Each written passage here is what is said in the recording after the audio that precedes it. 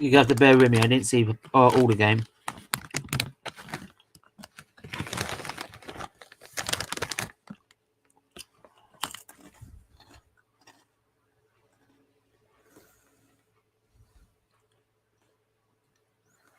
Can you hear me?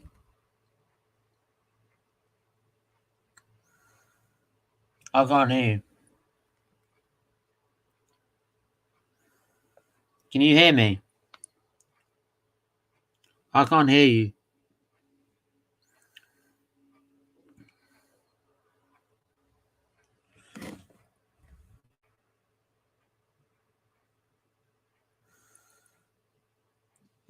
I'm going to check the microphone.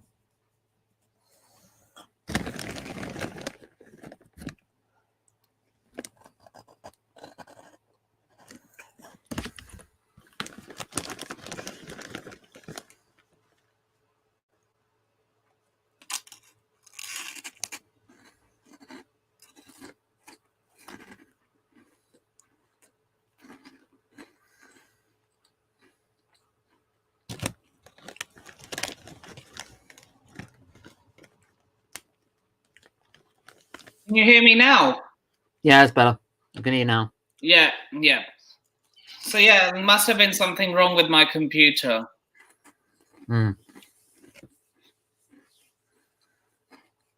So, what did you think of the game? I didn't see much of it. No, actually, I didn't see a lot because I wasn't feeling too good. I saw the message on your YouTube channel that you had to cancel everything. Yeah.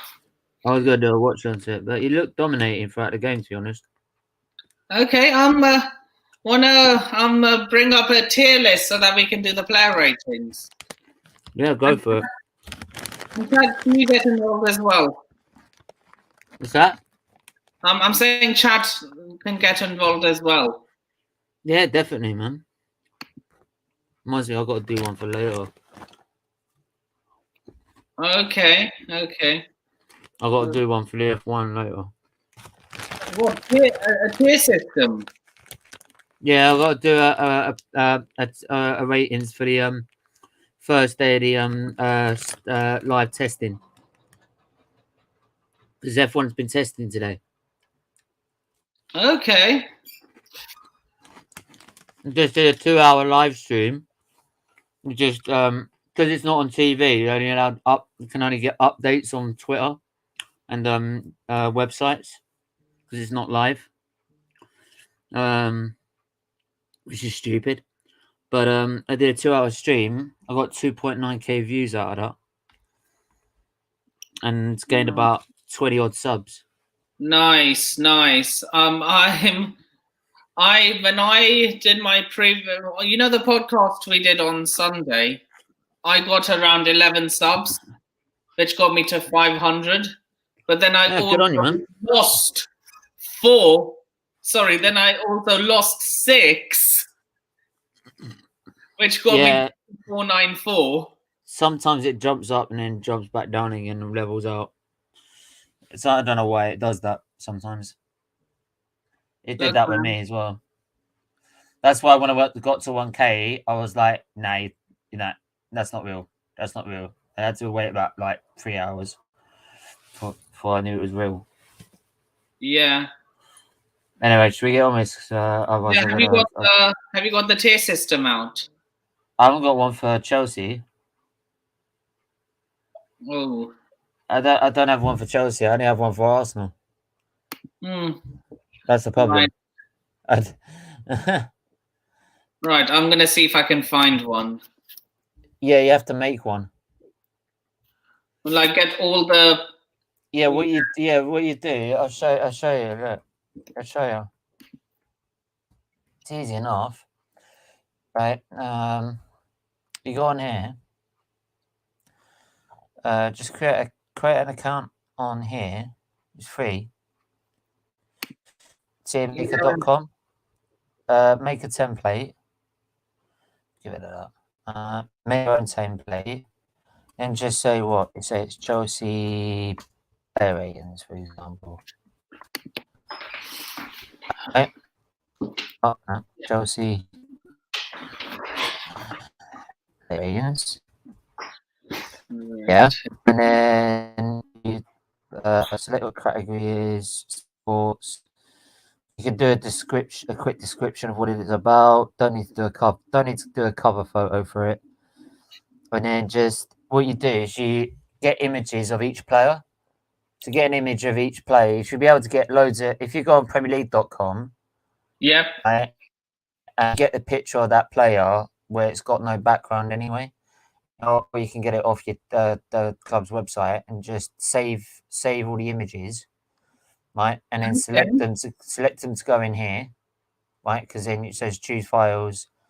Right, I have them displayed in detail, so that way it goes down in order, for example, and then in the rows, you see that you put 10. So I put 10 is man of the match. Right. And then 9 and 8 and 7 and 6. Yeah, 5, 4, 3, 2, and 1. Well, there's one there, and you just submitted it, and then it creates it. Yeah. And then once you created it, you can add another row at the bottom saying 0, like if you really wanted to do that. Simple enough. Tier maker. Just bookmark the page, and then next time do it for the next game. Right. Because if you do it now, it'll take ages. Do it if you do it now. And I'm live at 6, so I ain't got too long. Yeah, I'm just gonna do the review and the player ratings, and then I have to go to the gym as well. Okay. Then I have and then I'm appearing on Maisie's channel at halftime of the United Atletico game. Oh, okay. So yeah, subscribe to her channel if you haven't already. I have. No, not you. I'm saying. I didn't know we were live. We are live. We are live. I didn't know we were live. No, we've been live for the past 10 minutes. You need to, I said everything, and you couldn't hear me. Like, we are live, and I've added you to the stream. Oh no, my bad. No worries. But yeah, chat, if you haven't subscribed to Maisie's channel already, please do so.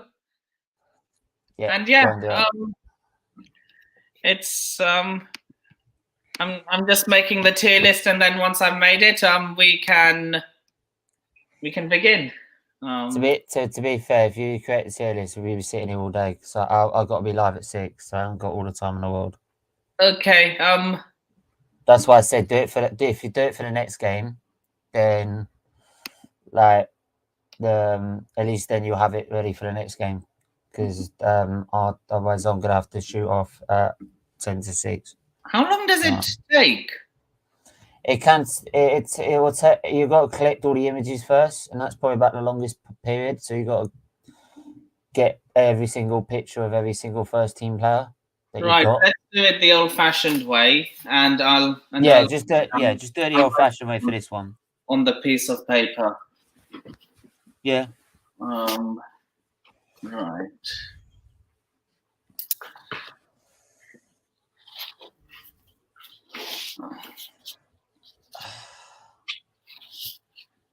So yeah, Lukaku, what do we give it? Sorry, no, he didn't play. Let's get the. I'll get the team. I'm gonna share the lineup. Yeah, that's what I was gonna do. Yeah. There you go. I got it here now. Oh yeah, we've got it. Yeah, I got it. I got it. There we go. So yeah, there you go. So yeah, in goal, Edouard Mendy. What are we saying? Didn't have much to do or gain, to be honest, did he?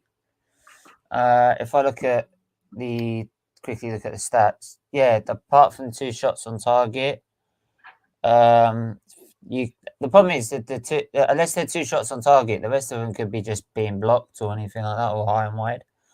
I'd say he did his job. Made about a couple or so. So I'd say what we're giving as an average, a 5. What's average? 5. Average is 6. Average is 6. Okay, so I'd say about 7. Right. Did his job. He kept a clean sheet at home, which in the knockout stages is crucial. And what's good about this team is that this team is pretty much the same team you had last season. Yeah. Well, we added Saul and one Belgian I'm not going to name. Oh yeah, but what I'm saying is that you're playing the team you're playing is the same team. Yeah. I'm with you. You've hardly used the players you've bought all season. You've hardly used. That's the thing. That's what I've been most impressed with. Vaughan. I'm just gonna get through some of the comments. Big up. Yeah, big up yourself, Ravi. Big up, Ravi. Big up, Vicky. Yes, there was something wrong with my MacBook, which wasn't giving me any sort of sound. Big up yourself, Monzi.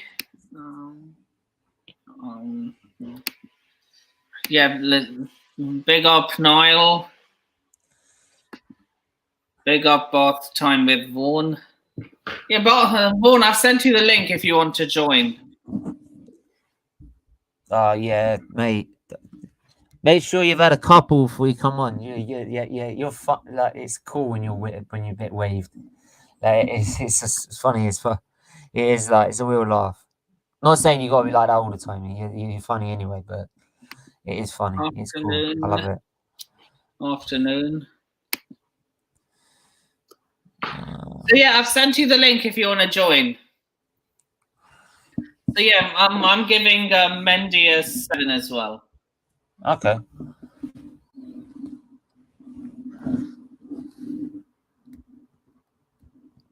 So Christensen, what are we giving him? I think he had to deal with pressure in the game. I think the defense did quite well to deal with the amount of pressure in the game, to be honest. So you look at the stats, it's quite even possession-wise. It was quite even balanced game, to be honest. Obviously, Lille getting more of the shots away. So I'd say a 7. It was the right-hand side was very effective down that right-hand side. So I'd say a 7. I'm gonna go one up and give him. I'm actually gonna give him a 7.5. Oh, you did 0.5s. Oh, I didn't know you did 0.5s. I just slammed on the 7.8. Big up, Vaughan. How you doing, my friend? Hi, lads. How you doing? Can you hear me? Yeah, we're cool, man. Yeah, we can hear you. Cheers, mate. Thanks for the invite, but I didn't watch the Chelsea game last night. I was supposed to, but I didn't. Look. I saw the highlights and I was quite impressed by both Lille and Chelsea. I deal with all football. I might even be doing a review for the United game later today. We'll do that, but Nippon, you haven't like given a sort of like overview of the entire game. You've just gone straight into player ratings. Like, what are your thoughts on like how it all went down last night? Oh, then that will be in all the fan cams I'm putting out later on. Nice. Oh, so this is a player rating show. It's a player rating show. Okay, yeah. That's cool. Yeah. Fan cams. I'm yet to upload. Were you at the game? I was, and I met. How did you find the game? How did you find the game? Yeah, it was good. I met a lot of content creators there as well. I met I met everyone from Chelsea Fan TV. Big up Chelsea Fan TV. Big up, man. I only know Rory Jennings, I'm afraid. I even met Matisse. Who's Matisse? He's a Chelsea fan. Did you meet? Did you mention Rory Jennings, Vaughan? Yeah, he's the only Chelsea like He sort of don't. social I media don't get person him, I know. man. I didn't get him last season. He was moaning about like the Abramoviches, right? And I'm like, you're moaning about Abramovich. Do you want Kroenke, mate? Like, if I less you don't want know what to Kroenke, mate, say I'd to that, shut your Steve. mouth. They honestly, He's he'd sit there and he'd moan about Abramovich, and then when obviously the this is Super like League some happened, sort of Tourette's you have, no, like where but someone Vaughan, mentions man, like someone and it no, comes but straight back to Vaughan, come on, Kroenke. man. Yeah, you're a Man United fan, right? And Yeah. I'm an Arsenal fan, right? Uh-huh. He's sitting there moaning about his owners because what they decided to try and move from Stamford Bridge, right?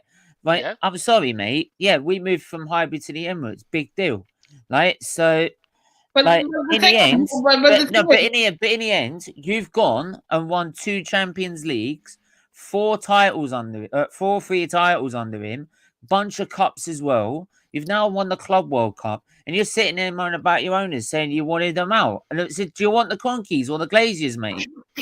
If you really don't want him, Stephen. if you don't want him, by all means, give him to Arsenal. I'll have him. I'll have him. I'll have the oil money from the Russians. Bruv, he's not asking for Kroenke.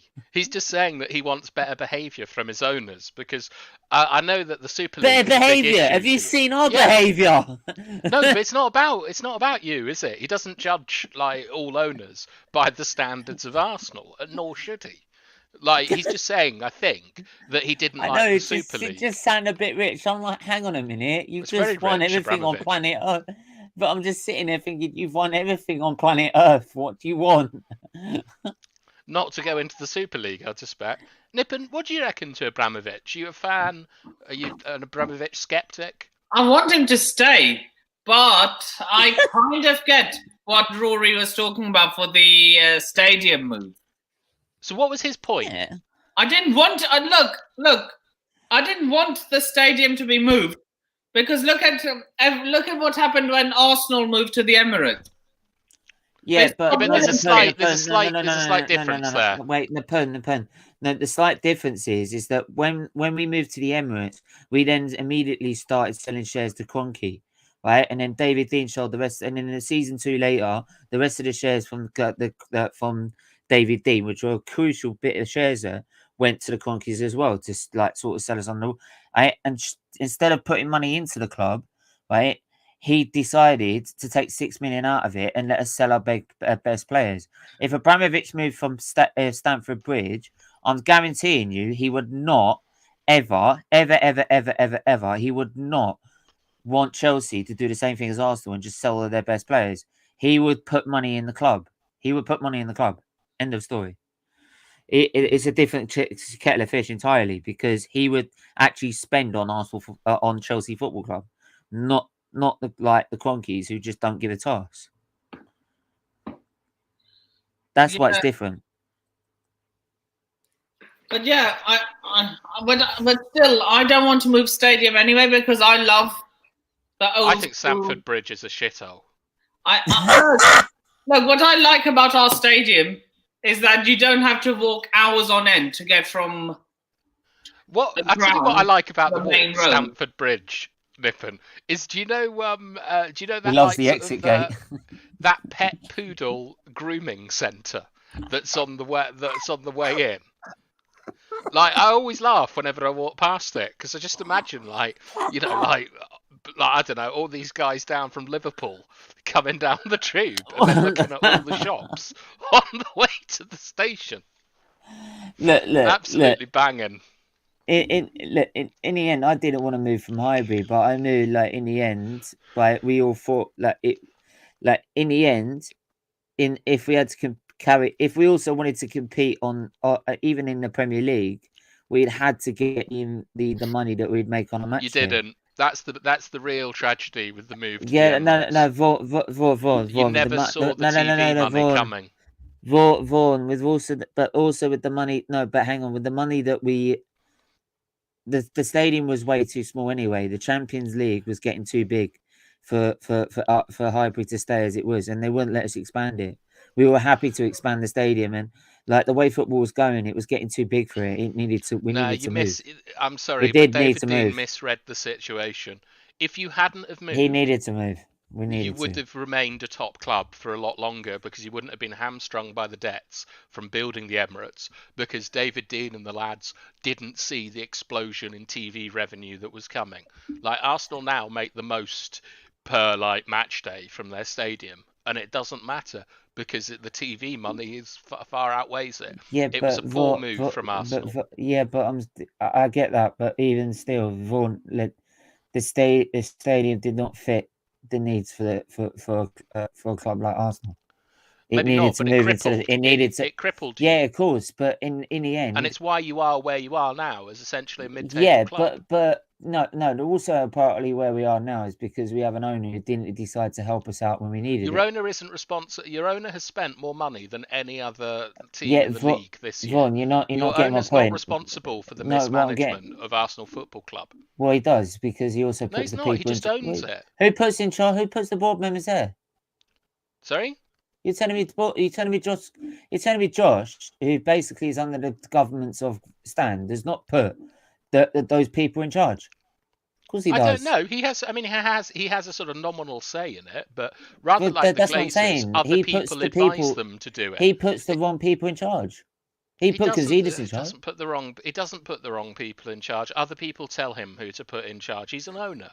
So, do you reckon Ronald McDonald is responsible for everyone running the tills in every McDonald's? Of course not. It's how a business works. It wasn't Ronald McDonald who used to own it. Yeah, no, it was a joke, Stephen. Like, from one clown to another. Right, Nippon. Give me these player ratings. I'm intrigued.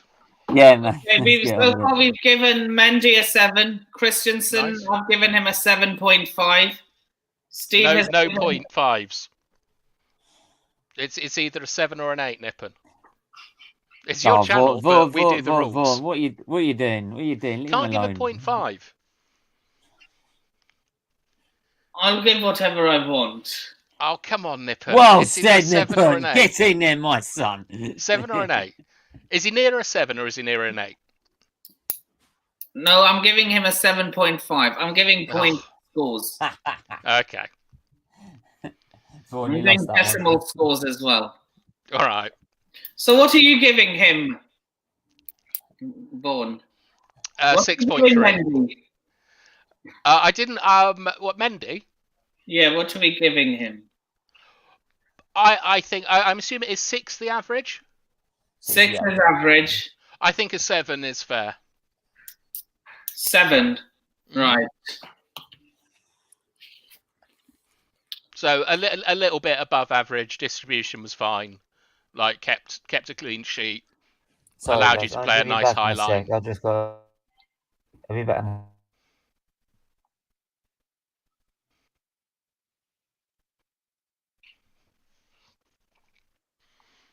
All right, so Christensen 7.5. What was Thiago Silva again? We haven't done him yet. Oh, okay. Okay.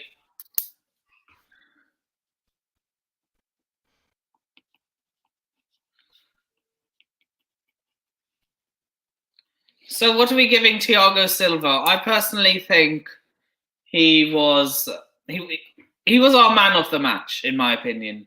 I'm giving him a 10. A 10? Yeah, a perfect performance. He had Jonathan David in his pockets. Yeah, but Jonathan David is a sort of FIFA striker, isn't he? He's not like a top level forward. He's not Haaland and Mbappe. He looks to me to be like Mbueno at Brentford. Are you trolling? No. I don't think he's a top level forward. You know that last time Lille sold Chelsea a player, he ended up becoming a club legend. Let me think who that would be. Is it Michael Essien? Nope. Drogba? Who was it?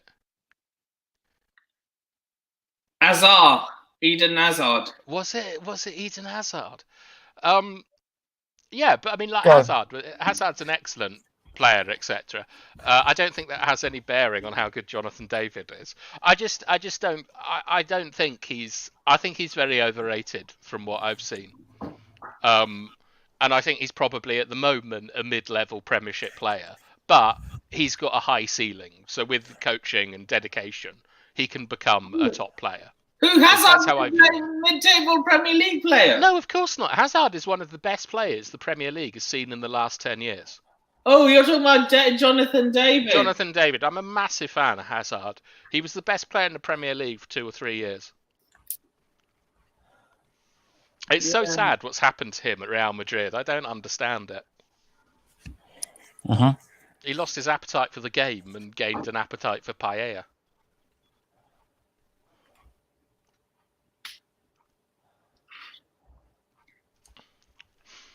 All right, so Thiago Silva apparently is a 10. What do you think to Rudiger? Okay, I'm giving him a 10, but what are you giving him? I didn't watch the game, Nippon. I just watched the highlights. I'm here for the Atletico. I'm giving Rudiger a 7. No, Silva. Oh, Silva, 7. Did his job. Commanded that bit of back line. Do you ever worry, Nippon, about Silva's age? Like how he might just go overnight, physically? No. Not when he joined? When he joined, yes. A little Obviously, bit. yeah, of course. Because he's well old. He's shoved his words right down. He's shoved my words back down my throat. Yeah. So yeah, look, he can go on for a very long time at a high level, Thiago Silva. I think I agree with that because the position he plays actually isn't all that physically demanding. You know, especially if it's in a back three. He can work in a back two as well, you know. Do you think I think he would be. I'd be a bit reticent if I were Chelsea about playing him in a back two. I think he's much better in a back three with much more cover around him. Fair enough.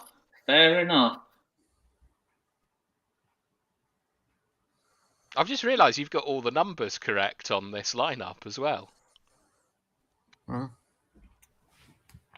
That's the attention to detail we come here for.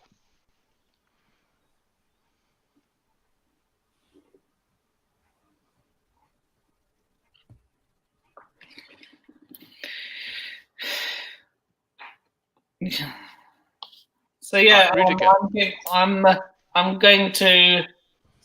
was gonna ask Vaughan if he wanted to give his player rating, but since he didn't watch the game, I'm gonna let the chat decide. I'm saying 10. Steve is saying 7. Chat, what are we saying? For Silva. Yep. If you're giving it, do you know what? 7 was probably a bit harsh. Maybe an 8. To be honest, an 8. Yeah. You know so what? Split the difference. Give him a 9. I'm stuck between 8 and a 9. I'm gonna go with a 9 out of 10. Nice. Oh, cool. Go for it, man. I just want to break the deadlock. Yeah, go. Don't worry about it, man. Next one, Antonio Rudiger. What are we giving him? I'll give him a 7, to be honest. He had a chance where he nearly scuffed it into his own net. Yeah, I was on the other end of the pitch when that happened, so I didn't see that.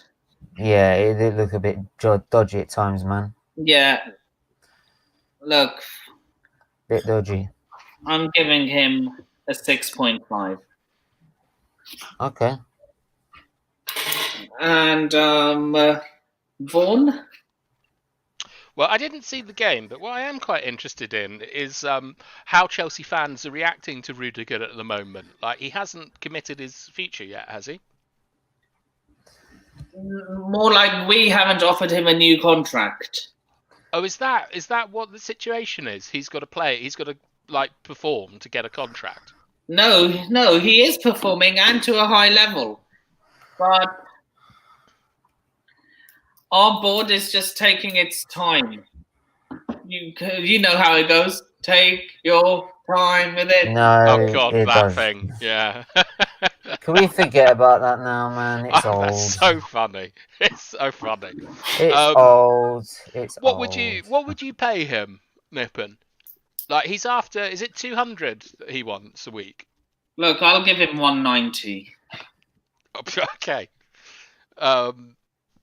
Yeah, I think the one thing that I find a bit odd about Rudiger is that he, especially against United and in a couple of other games this season, he's missed a lot of like sort of last minute potential winners. I imagine that's extremely frustrating for Chelsea fans. Yeah, but he's a defender, not a striker. We don't expect him to score goals. Yeah, but they are shocking misses. Okay, Jose is going Rudiger a 7. I'm going 6.5. Steve. Yep. You're giving him a 7. Yep.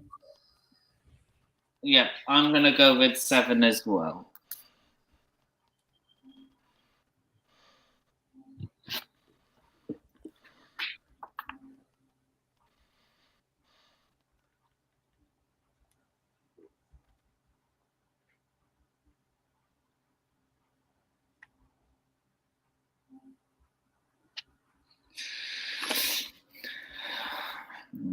Cesar Azpilicueta, captain, leader, legend. He's won it all. You know, if England bow out of the World Cup before Spain, I hope they go on and win it. What, Spain with another World Cup? I want to see Aspi and Alonso. No, Nippon. Alonso, no. Alonso, no. And you know why. I just want to troll. I just want to troll everyone who laughed at him. What, Alonso? Yeah. Yeah, but he did. I mean, he's done a pretty heinous thing. I'm all for like, you know, like giving people second chances and stuff. But that is what he did is pretty bad. What? I'm sorry, I missed something here. You don't know the story about Alonso? No, sorry. I'd go and look it up. It's not a nice story. Okay. But also, Nippon, how are you calling Cesar Azpilicueta captain, leader, legend when, you know, like Reece James would get in ahead of him? Like, where does he play when Reece James plays? He plays as centre back instead of Christensen. When James was playing, our centre back 3 were Rudiger, Silva, and Aspi. He played as a right centre back. It's such a shame for you lot that Reece James has been injured. He's a wonderful player. Since Reece James was injured, Aspi took in that place, and we've had Chalobah or Christensen as the other centre back. Yeah, but I'm a big fan of Reece James. Ravi asks, what are Chelsea realistically achieving this season with this current squad and manager?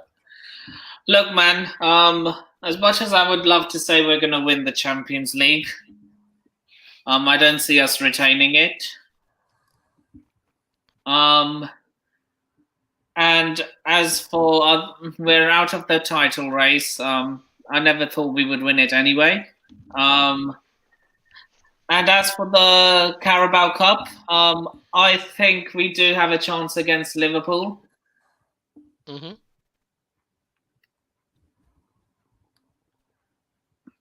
I mean, Chelsea are basically a cup team now.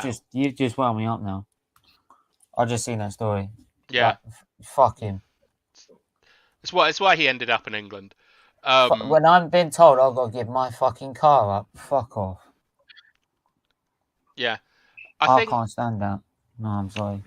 And to answer Ravi's question, I think that Chelsea, because of their their sort of manager style of just like this cycle of sort of every 18 months getting a new manager in, Chelsea have essentially become a cup team and an extremely good cup team.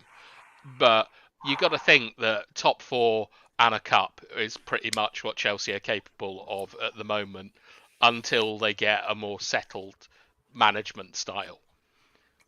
And I'm not sure Tuchel will make it to the end of the season if he doesn't win the Carabao Cup. Look, I've already said that he's lasting another year, regardless. Do you think so? Yeah. Abramovich has just said he's going to back him in the summer. Abramovich has got problems, I suspect. Yeah, well, that's good then. Then I think next year Chelsea might be able to challenge for a title. Like, hopefully for you guys, Lukaku's just had a disaster of a season, and he can pull himself together for next season.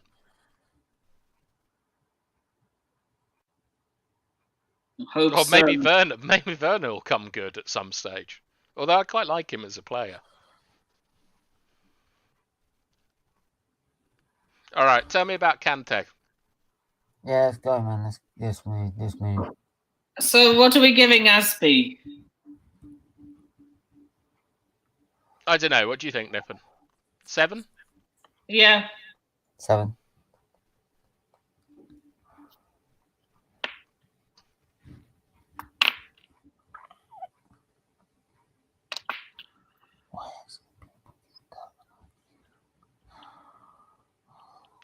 Rabbi, what about Murderer? What are we giving him? The Murderer? A life sentence. No, come on. I actually, despite my intense dislike of him, I think he's an extremely good player. Lacks a bit of I've got an pace. idea. I have his license. He can take mine. Okay. I think I didn't watch the game, Nippon, but I imagine he probably put in a 7.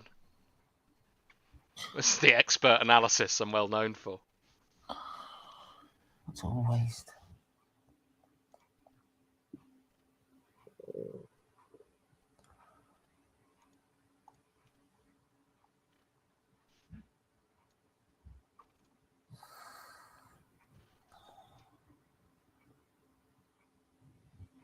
Okay, what do you think, Nippon, to Alonso's performance?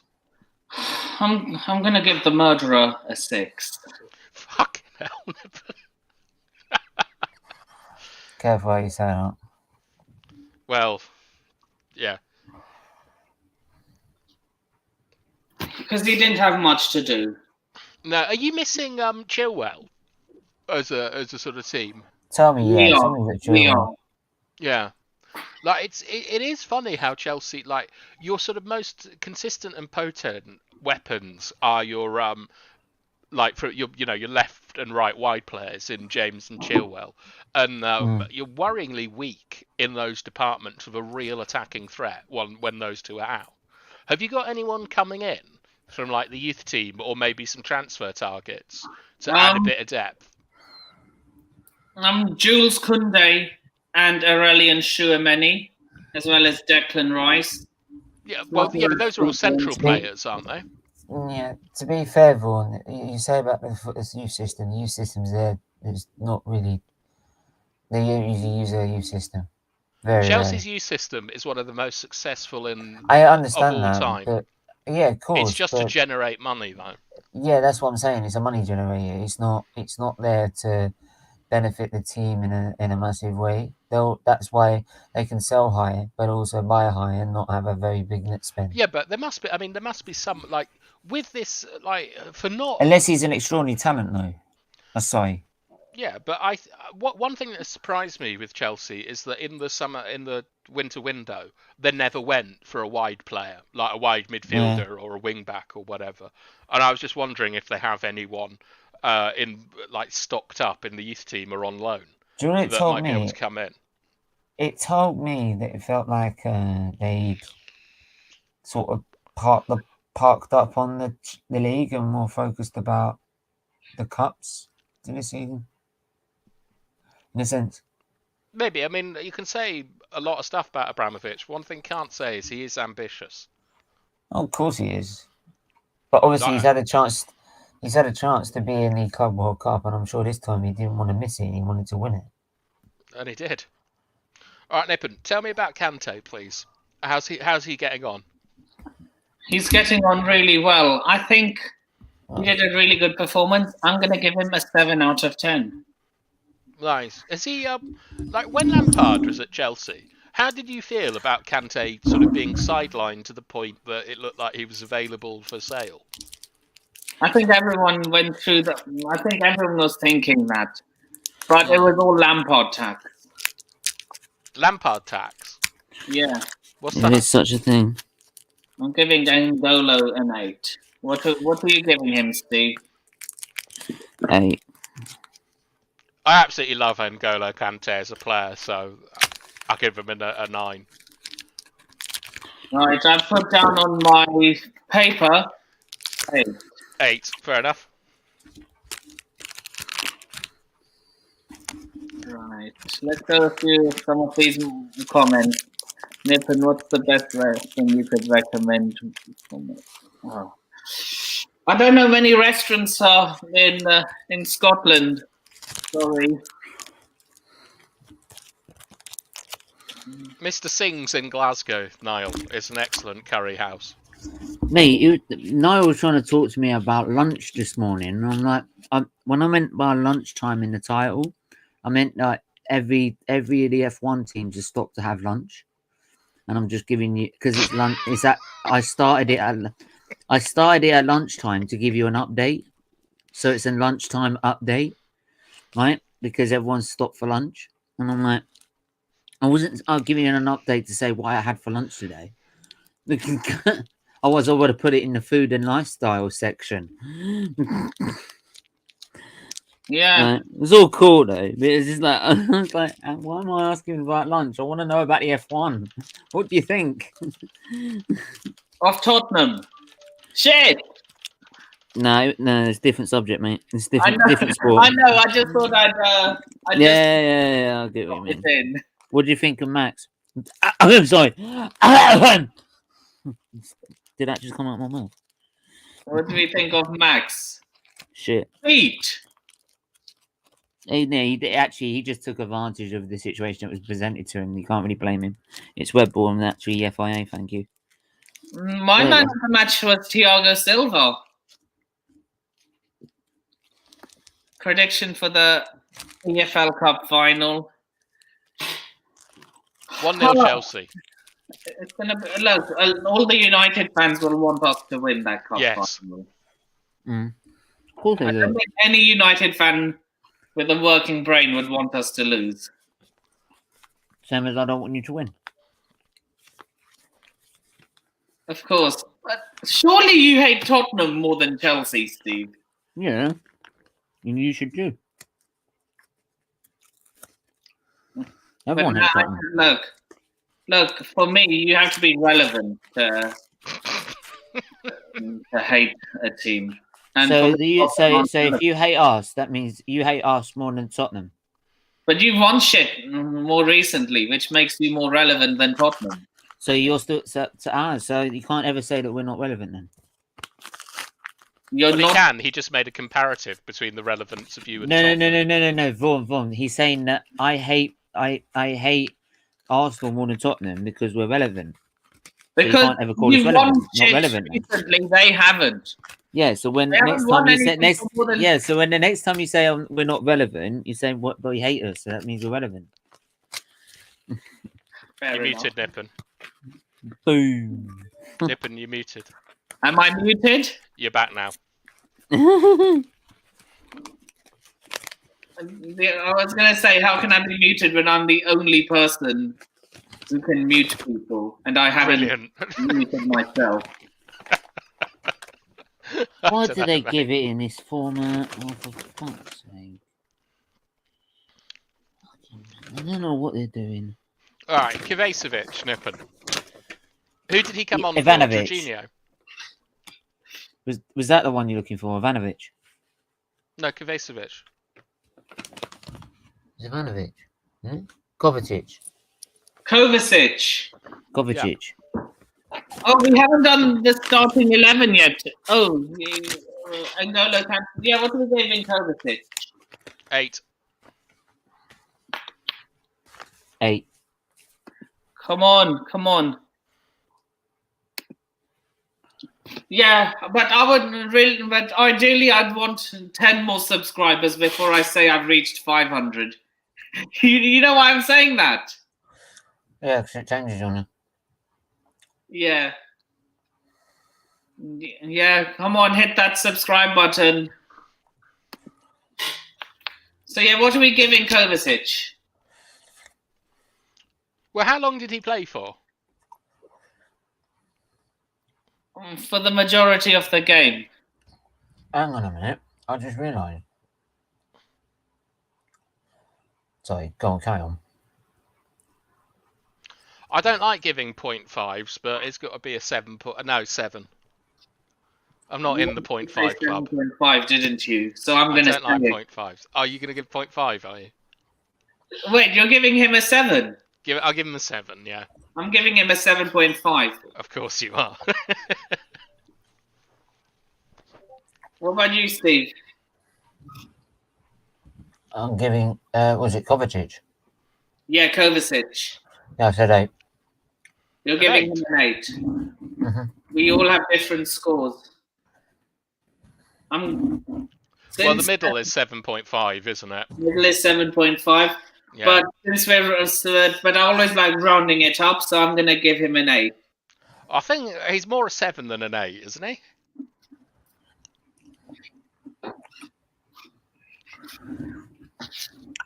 All right, 8. Right. Tell us a joke. Okay. What do you call a blind venison? No idea. Nice. I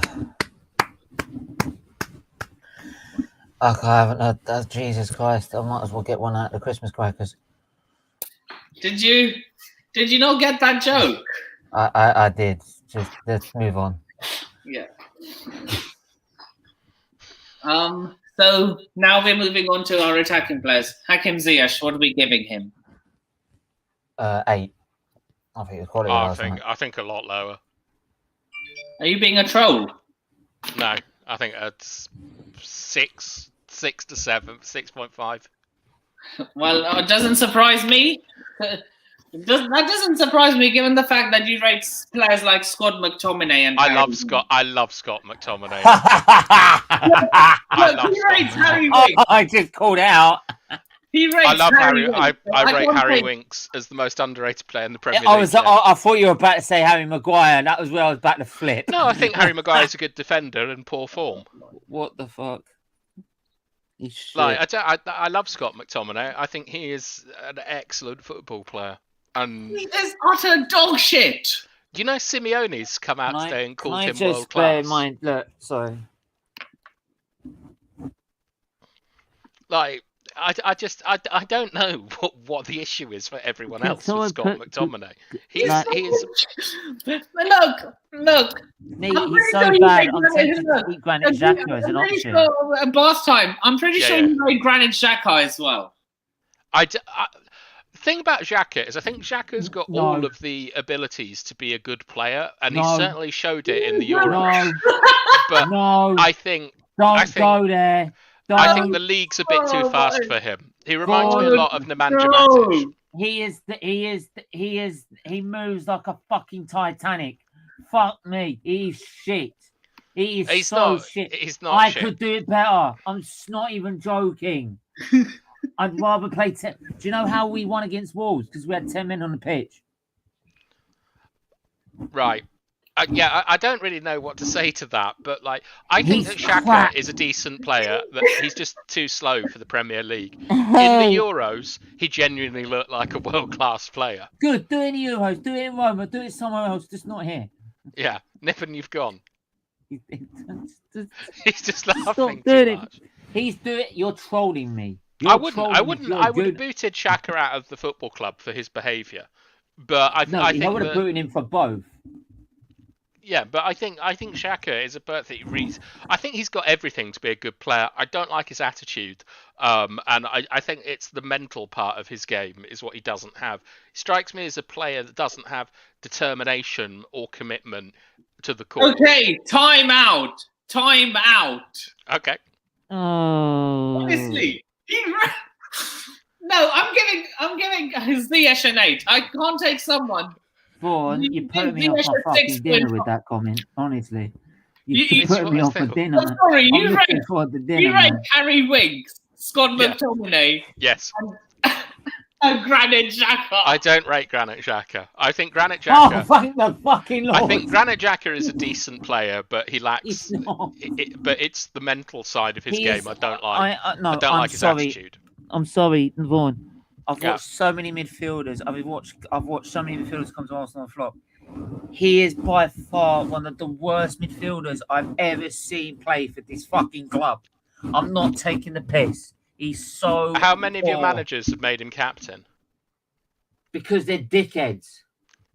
Right. Well, I guess I'm a dickhead as well. I don't know what he's doing. How is he a captain?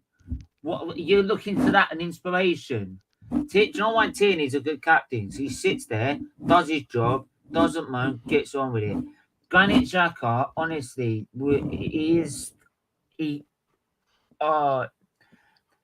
how it is as a captain is that when you're getting like basically when you're in such poor form that your fans want you off the pitch, right? And instead of looking at yourself or even helping towards the team try and get that win in that day, you're having to go at the fans and blaming it on them. And you still to this day feel that the fans owe you something and you don't owe them an apology. I don't know the specifics of the situation, but yeah, I agree. I wouldn't have him as captain, and I wouldn't have him at the club. But do I think that he's a decent player? Yeah. Back in the day, you would have been shoved straight out of the door. That's what I would go up on. Who got shot out of the door by Wenger? Jermaine Pennant for one, for stuff antics outside the club. Because he said, you represent the club outside this ground, right? If you do something like that, you're out. Gone. How much did you get for Pennant? Okay, time out. Time out. Okay, Niffen. Both of you. In the end, that's what. Sorry, that's in the end. We've been timed out, Stephen. Big boss, the big chief's time. Yeah, I know, man. I'm just. He's yellow carded us. I don't care. I'll get a second booking. I don't care. I'll be a Granit Xhaka. I'll get a second booking. No, I didn't. I removed myself from the stream so that you could argue. Yeah, I don't have a passionate view on Granit Xhaka. I do on Scott McTominay, but not on Granit Xhaka. So yeah, someone who rates for Granit Xhaka's parents doesn't even have a emotional view on Granit Xhaka. Look, now I've given Hakim Ziyech an 8. All right. Yes. I'm sorry, I just can't take you giving Hakim Ziyech a 6 and then you go on to rate Harry Winks. Look, it's not just me that rates Harry Winks. Like Harry Winks' performance for Tottenham. Listen, Harry Winks' performance for Tottenham has been extremely good. I have a little song for you, Boss Time with one. Okay, sing to me, mate. Tottenham in disguise. Oh, you Tottenham in disguise. Oh, you Tottenham. Oh, you Tottenham. Oh, you Tottenham in disguise. Doing a Luca, he's changing his bit. Yeah, you're right. You've caught me out, Inspector Nippen. I'm Tottenham in disguise. I'm Daniel Levy. Click this! Exposed. But yeah, right. Tell me about Kai Havertz before this descends into. Pandemonium. I just told Rich Sports for fun. Descends into pandemonium. Mm-hmm. Right. Moving on. Kai Havertz. I'm giving him a 9 out of 10. Oh, he was amazing. He was quality. Watch my fan cam on Chelsea Fan TV. No, I'm gonna have to. He was quality. Like, if it was any more, he would have got a 10. A 10? He would have got a 10 if he probably... What? I think... What did he score? Did he score both goals? Or did he score one goal? He scored one goal. I think he scored one goal. The other. Was he involved? I think he was involved with one of the goals. One of them was off a set piece. But I do believe, like, he set the tone for the whole game, and like in the first 8 minutes, settled Chelsea down, and then they just dominated from there on in. And I feel for me is that the guy is scoring the Club World Cup final. He scored in the Champions League final. Like, if that doesn't make you a Chelsea legend for doing that, then nothing will. To be honest, mate, like the guy is a 9. I'd have him in my club any day of the week. Right, and he's only 22, 23 years old. Imagine him at his peak. Some of these comments. Right. That's why when he was coming to Chelsea, everyone stood up and took notice. Right, where's Vicky? Del Boy, I don't know where he is. Ziyech 6.5, really? Wow. 6.5, man. Jimmy Carr will be tweeting you for jokes. I hope so. Niall, are you trolling? He's trolling. Don't worry about it. What? What did he say? Don't worry about it, Stephen. Vieira was better. No, it isn't. Oh, some civil war there. Yeah. Shout out to Reese. Shout out to Niall. Big out Reese. Have you ever been on channel She Devils United? Yeah, huge conversation going on in the chat. When are you getting the Man United? When will I be on Richard's stream again? Just watch this space, is all I'm going to say. A 120.9. Hamilton goes 5th. Ooh, lovely. Lovely jably. Sorry, just talking out loud. That's exactly where they were last season. I don't think he'll be sacked even then. So, I seem to think you're going through easily, Nippon. For the so who are we giving? What are we? I assume you think that the tie's done, yeah? You're not going to throw a 2-0 lead away, are you? No. I doubt it.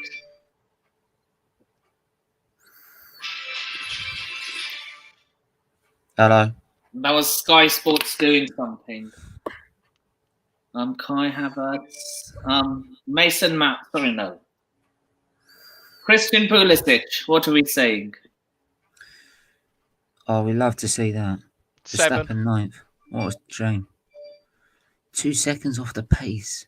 Stephen, focus. Sorry, Chelsea man. stream, not man. driving. Sorry, man. What are you giving him, Nippon? I'm giving Christian Pulisic an 8 out of 10. Nice. What are you giving him, Steve? 9. 9. Okay. Chat, what are we saying?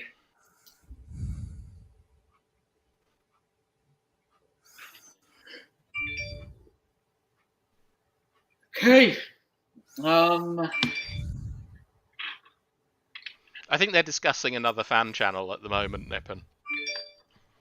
Right. So I say... Okay. The average is 8. 7, 8, 9. Hamstring insurance. 7 from me. Okay. Right. Reese has given a 7. I've given an 8. Steve has given a 9. Right. Nothing to separate us in the chat. Which means only one thing. I'm going to flip this. Okay. If this lands... I wish they did this on Monday Night Football. This buttons up, I'm doing 9. Mm-hmm. Buttons down, I'm doing 8. And if it lands on the floor, I'm doing 7. Okay. Throw it on the floor. Okay, it's gone on the floor, so he gets a 7. Nice. Good work, Nippon.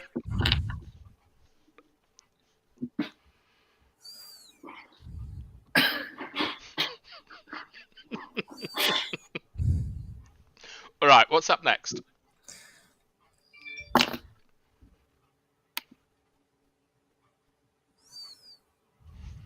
Wait, I swear you need 1,000 subs before you get a community post going. Yeah, you can do it up to 500. Come on, get me to 500, then I can get the community post as well. Definitely, man. Definitely. Yep. They must have changed that recently because mine wasn't that. Mine had to be set 1,000.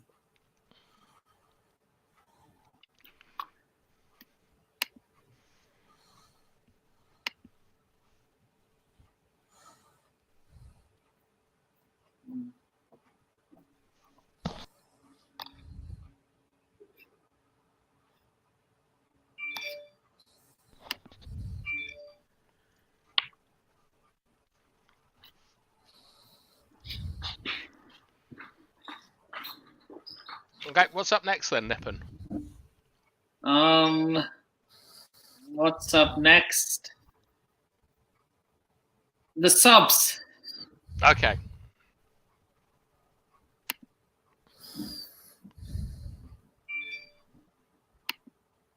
So they will be Saul Niguez, Malangso, and oh God, who was the other one?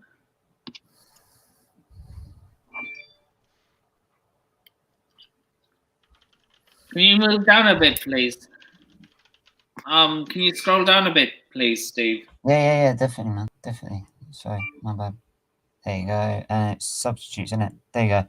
Werner, Loftus-Cheek, Saul Niguez, and Sarr. Yep. So, Timo Werner. Timo Werner. I'll stay out of that. I quite like Timo Werner, but he was only on for about 10 minutes, wasn't it? Like, something like that, yeah. 6. If he gets a rating, just an average rating. He didn't do anything particularly right or wrong, and he didn't have the time to do anything.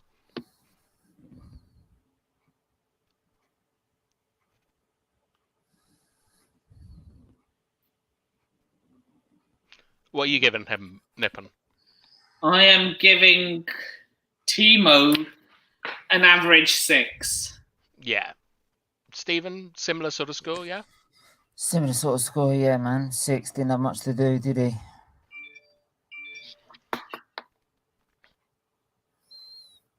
All right, now Saul. Yeah, we do. We do deserve Timo.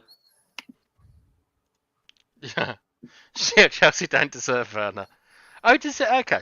I like Werner a lot. I'll correct you there, Reese. Chelsea deserve Werner. Muppets don't. I quite like Rory Jennings, and I don't like a lot of social media people. I'm intrigued to know why Reese doesn't like him that much. He seems to me to be quite a sensible football fan. But while we wait for that, like Saul Niguez, Nippon, he came on after about an hour, I think. So enough time to give him a proper rating. How did you see his performance?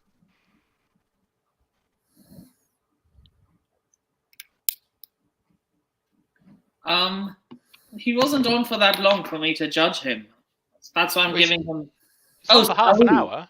That's a third of the match. Oh, Saul. Oh, Saul. I'm also giving him. I'm giving him a 7. A 7. Okay. I think 6 or 7. It's quite difficult, isn't it? It was just an average sort of performance.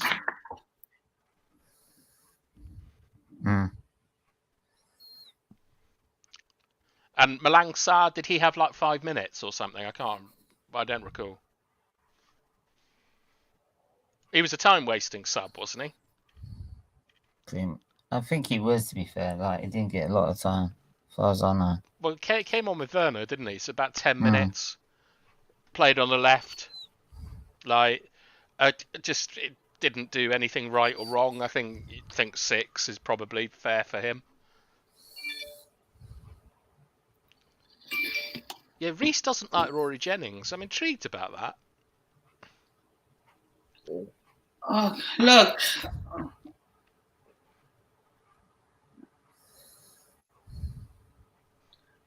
Look, we do deserve Timo Werner. I don't care what other people say. Muppets don't. I'd love Timo Werner at United. Need it. I'm a massive fan of, like, he reminds me a little bit of Craig Bellamy.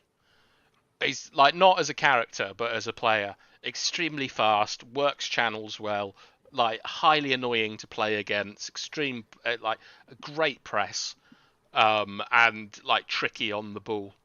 I'd really like him at United. I think he'd do very well.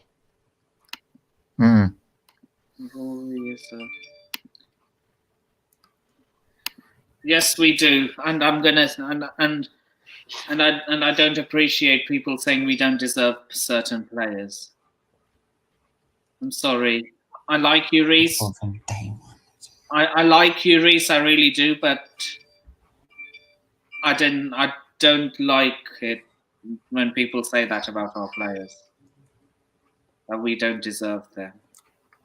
Wait, on the subs bench, Nippon, is that Kennedy, the winger that was at Newcastle United on loan? Is that the same player? The number 23?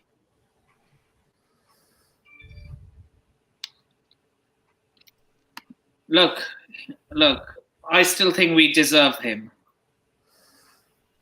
I still think we deserve Timo Werner. I'd rate him.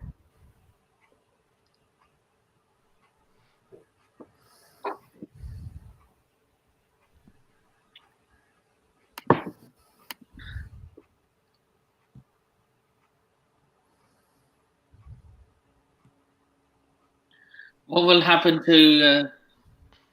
will happen to Romelu Kardashian next season? Unfortunately, he will still be on our books. So I'm giving him a 7.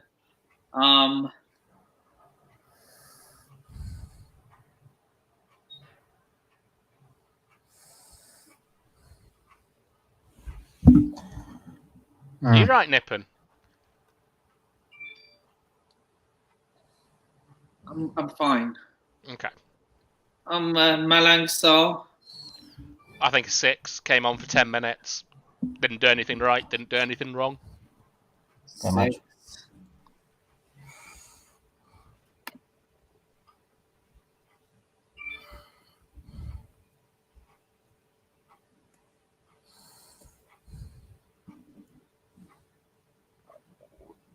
Luka Kardashian. Hey, Reece, do you know someone called Chimo on YouTube? He's a Chelsea fan who really rates Timo Werner. Do you know who it is, Steve? No, I don't. I haven't got a clue who you're talking about. I'll say it in the private chat. I don't know. You could ask in the private chat, mate, but you wouldn't know. I wouldn't know. He's on.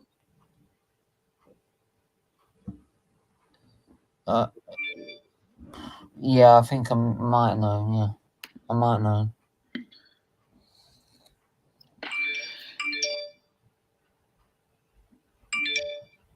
But like, it's their opinion, man. I'm like, people have their own opinions about certain players, but in the end, like, what comes first is your football club. And the problem is, so many better teams. What I like to think is that he carry, like, some of these fans carry on like about certain players, and it's like they love the player more than the football club, right?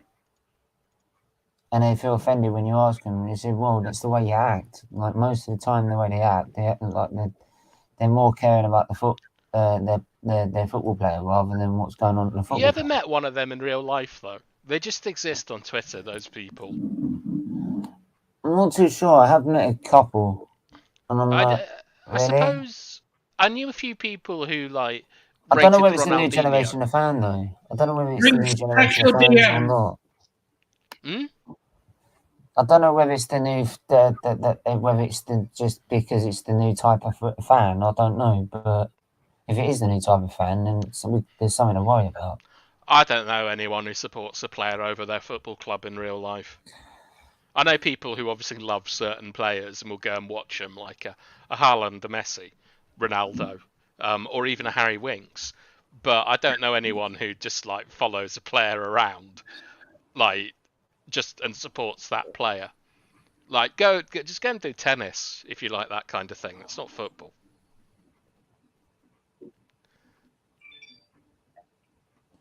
Mm.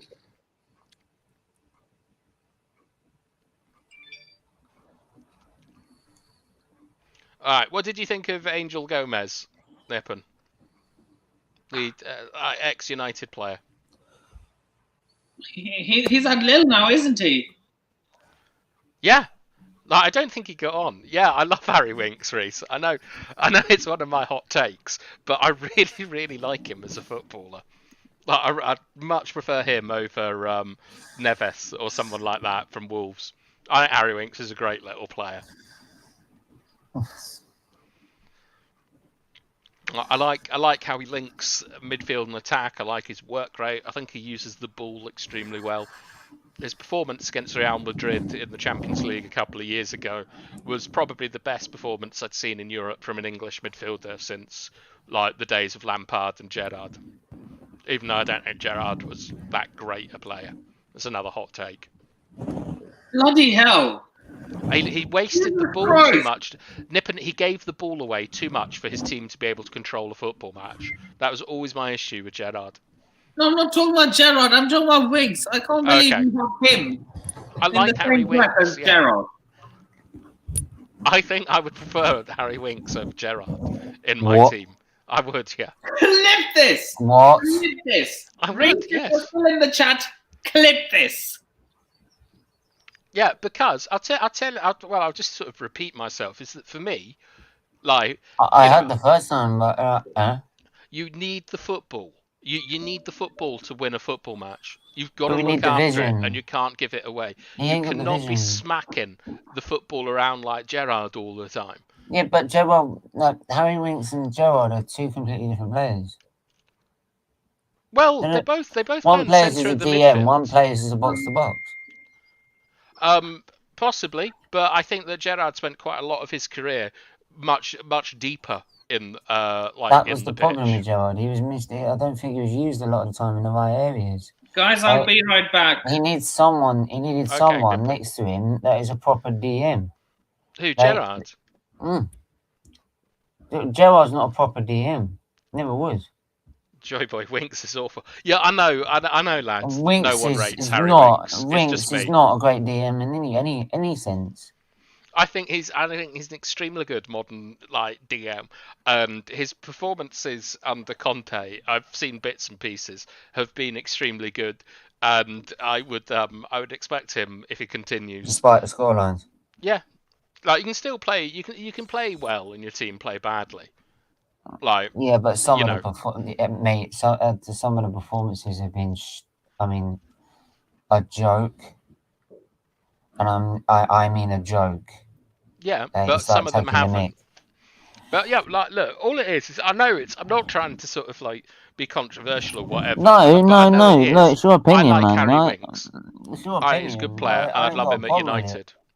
I ain't got a problem with it. In the end, I know you're not one of those people that just say it for effect, right? And it's your opinion, and you stick by. What I don't like is when people just say it just because they want to be outlandish and stuff like that. Yeah. Right. That's when I really get on with people. But because you're just doing it for 5 minutes of fame. But I know that's your opinion. That's fine. Would you prefer at Arsenal, right? Would you prefer Ndidi or Winks? Ndidi. Is that because Winks is a Tottenham player? No, I just think Ndidi's all round a better player. Amazing. Kevin De Bruyne gives the ball away as Neymar as well. Yeah, no, I agree. I'm not the biggest fan of Kevin De Bruyne. Like, I obviously he's a great player, but I think he's been poor for 2 or 3 years. No, but do you think that's because there's all say about he gives the ball away a lot, but look how much possession Man City dominate in their games. Yeah. Look how much the time they get to spend on the ball all the time. This is the thing: is that the amount of time De Bruyne gets the ball, or indeed he gets the ball, or compared to maybe a Harry Winks gets the ball, right, means that they're more likely going to lose the ball a lot more. No, it's like it's different. It's different. But I get that. But Vaughan, like if you haven't got possession most of the time, right, how are you going to lose the ball? Right, if you have the ball, you are more. If you have the ball for most of the game, more likely there are going to be more mistakes from you, and more. You're going to end up losing the ball a lot more. I understand the point you're making, Stephen. To address Static's comment, right, which is about why, like, Kevin De Bruyne gives the ball away. Kevin De Bruyne gives the ball away normally from one of two actions. One is shooting, and the second one is deliveries from the half space into the box. Man City. That's where you want to do it, though. Well, exactly. You don't want to do it like in the middle of the air, in the middle of the park, or towards your own goal. Yes, and the reason why you want to do it there is Man City use a man-to-man press, and they're actually a lot of the time they get in a position to cut off when De Bruyne gets the ball in the half space to put it in. They're already ready to win the ball back if it gets lost. With they someone cut off like the passing Gerrard, lanes basically. In a sense. No, but all right, we'll just say yes. But someone like Gerrard. I mean, like his sort of famous combination was it John Arne Riise, that really horrible Norwegian left back? I think it was John Arne Riise. Yeah, he would play Hollywood Bulls and try and release him. It's all a bare comparison would be Bruno Fernandes instead of Kevin De Bruyne, because Bruno just does whatever the fuck he wants and gives the ball away far too much for my liking. To be fair, he does, because even in some of your recent games, he's still doing it. Yeah, and you haven't had so much of the possession, for example, compared to what you've had beforehand. I think it's like, in the sense that Rooney used to be at his best when he was like on the edge of sort of like psychotic anger. Like Fernandes is at his best when it's either all or nothing. And so, with having a player like him in your team, you're always going to lose a lot of the ball and be very, very weak at transitions because of how he plays. But what Rangnick has done at Manchester United at the moment is that he is starting to sort of solidify the centre of the pitch so that it's not as dangerous when Bruno plays these balls. And Static, I don't really watch a lot of PSG, so I can't really comment on Neymar.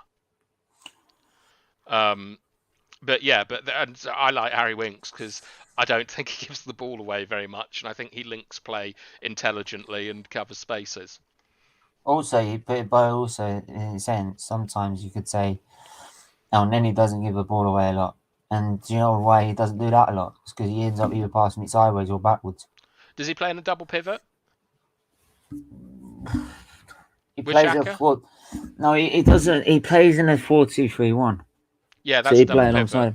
But the one that's absolutely fine. So that's a double pivot then. But what I'm saying with, like, say, on any is he doesn't play aggressive. He will never play a ball forward and be aggressive with the ball. You're not really meant to in a double pivot. Like that's his job. I understand that lots of players lots of fans want to see sort of progressive vertical some balls. DMs but some DMs, instead of rather being aggressive, will play defense. Will play on the defensive side, so they'll play the easy ball to settle the game down. So you're most likely, in that sense as well, you're less likely to give it away. Yeah, but that's part of the tactics, because one thing that you want to be doing in a double pivot is you want to be moving the play to one side of the pitch and then switching. But this is allow why 1v1s or isolations. Yeah, but this is it's why you've got. It's not bad play. It's just tactics. Yeah, that's what I'm saying. Is that's why saying that, this guy doesn't lose the ball as much. You've got to look at All right. He's got that as a, he hasn't got. Have you seen how many times he's given the ball away for Tottenham? Yeah, but hang on. It's not just that. It's when you go. All right, he hasn't lost the ball that much. Okay, so why don't we just take that statistic and then look at what he's doing on the pitch? It's more than just looking at the stat and saying, "Oh yeah, he doesn't give the ball away as much. He shouldn't be that bad of a player." You then have to look at what he's doing on the pitch that makes him not do that. Is he playing aggressive balls forward? Is he having lots of the ball at the same time? Yeah, but it depends. It depends on the. It's a mixture of the both. You have to both look at what he's doing on the pitch as well as looking at the stats he's producing. Yeah, but it's also what the team is doing on the pitch. Like with a double pivot is an extremely tactically flexible formation. And what it's designed to do is it's designed to have a numerical supremacy both in the midfield and in defence, right? Whilst protecting the centre. The double pivot is not normally seen as something that is to progress the football. Like you'll find that more in a single pivot. Like when you play a double pivot, your attack mainly comes from the width whilst protecting the centre. You can of course have players like sort of getting forward and linking play, but the accepted notion of the double pivot is essentially to move the other team into areas where you can get a one-on-one, and it's not necessarily that progressive. You'll see that the change that has been made at Manchester United is that Rangnick is using more of the sort of 3-8 system. Sorry, just let me see what Reese has said about roaming the area and linking. It's not as yeah, exactly. Yeah, anyway, I think that's a fairly sort of like generic like statement on what a double pivot is, and he's right. It's a lot of it depends on how teams are using it. But if you look now at you'll see a lot of people are beginning to rate McTominay now, and a lot of it is down to the fact that they think that it's because he's like making more progressive passes, which he is, and that's just a systems change. So like El Neni or whatever, I'm sure in a different system you'd see him playing with more courage, as you probably see it, but it's just that I would recommend to everyone like to go and sort of like look into how double pivots and single pivots and all these things work, because you get so much more fun out of football when you like sort of see what your managers are trying to do. See, this is where like I know it to a certain extent, and you can say, for example, this is probably why, for example, like I had it earlier today, is that, for example, and I'll put this in context, you know, is that my football knowledge, I'd say, I know my club, I know what style of play it usually wants to play. I know how like responsibilities lie within a football club, what the ambition should be, and I have a brief knowledge about the rivals around me. And I don't know too much about European football. If there's a particular player we want, I have to go look him up, and then have a good study of him to see what it's like, see what he's about. So I don't know everything about probably football. You don't need to know everything about football. No, but that I'm just saying I don't. You understand ball. But, you understand yeah, football. I understand you don't know the ball, and I minutiae understand of tactics and stuff like that. And but what I'm saying is that what you're taking it into, for example, is, and I'll flip this to the other sport I do my content on, is what you're what you know is kind of like how I know about for example F1. For example, like today, I spent 2 hours, and it wasn't a live watch along, so we couldn't watch it live. It was only updates, because for some reason they're not allowed to show this session, these 3 days live. They're only showing it the next one live, right? So there's only updates through Twitter and websites. So you have to spend most of your time talking about drivers, situations, and different relationships in teams, and like basically chat pretty much crap while updates come in every few minutes, right?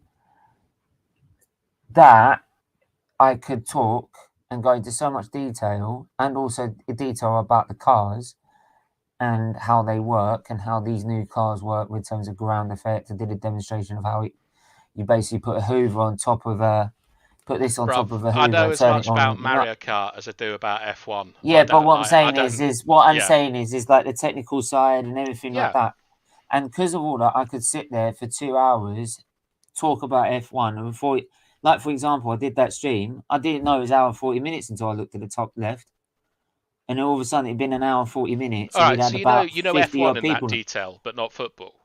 Yeah, but what I'm saying is I don't know so much about football in that detail compared to maybe F1, for example. But the resources are there for you to go and learn.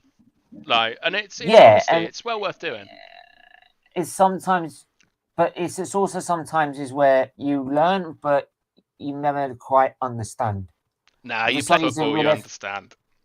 Yeah, but what I'm saying is that compared to some other sports, like maybe for some reason F1, I've just been able to understand quite easily. Like for these new changes, ground effect ain't been around since before I was born, right?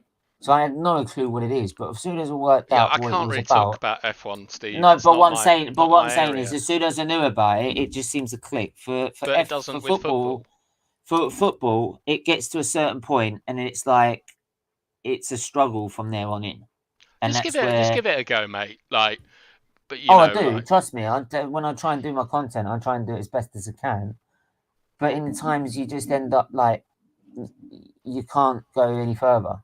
If you know what I mean. No, I don't believe that at all. I think that everyone can go as far as they want. It's like half. Honestly, yes, static, mate. I love Mario Kart as well. Honestly, I love Mario Kart. It's possible.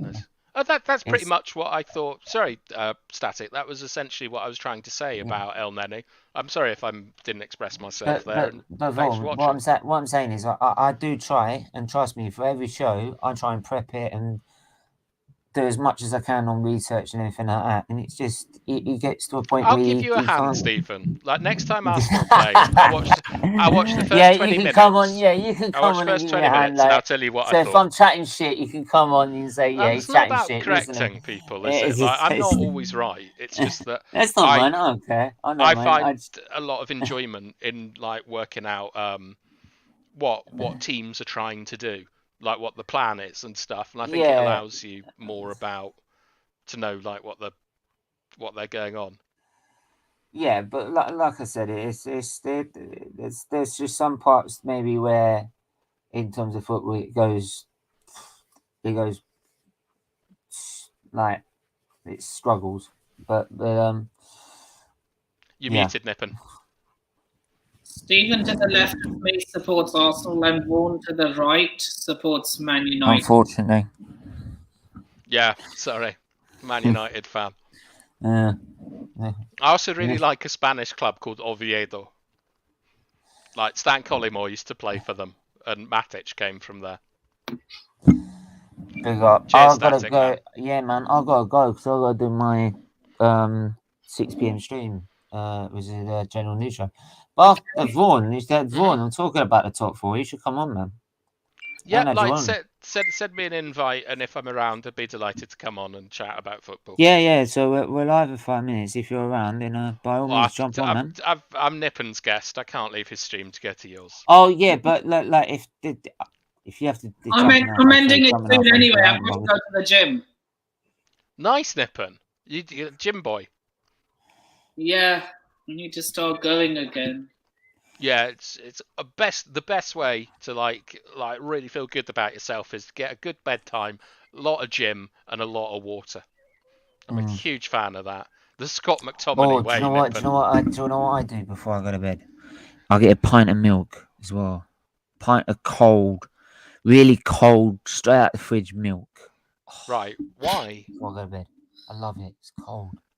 Okay. Plus, to be honest, because I have warfarin, and I've had warfarin, like an anticoagulant. Okay. Because my last 5 of my liver transplants have been due to blood clots. What? So? Oh right. Oh okay. So I didn't know any of this. Yeah. So I've had to lose 5 liver transplants because of thrombosis. Yeah. So you'd be on heparin and warfarin and things like that. Yeah, I've had heparin, but because they decided that didn't work, which do you know where heparin comes from? Yeah, trust me, I know rap. I know where it comes from. Salmon spunk. I know, lovely. Lovely. I know.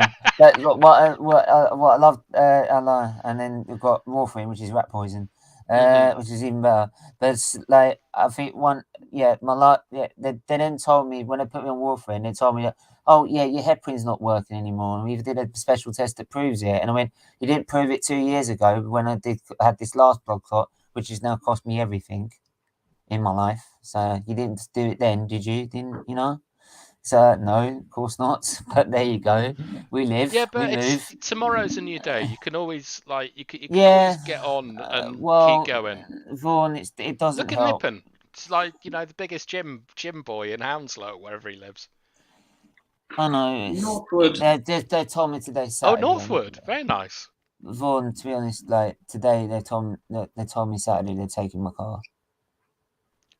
Yeah, well, I'm sorry to hear that, but and that's it's just life is just life is just full of obstacles, Stephen. You know, like but I know. Just keep going. It just keeps. It just no matter what happens, no matter how many times hurdles you keep jumping over. Yeah, it's just living. It just doesn't seem to stop at all. Just got to keep going, mate. Patrick Vieira it. Look at Ray Parlour. Absolutely shocking footballer, but just Vaughan, his drive got him to go places. Vaughan, you wanted to see me when I was outside the theatres. Them lot was started getting worried. I was taking the piss out of everyone, saying I'm going back to my office. Jobs are good, and right, you're going to try and kill me again, are you? Right? You know what I mean? All right, this is getting a bit morose, to be honest, mate.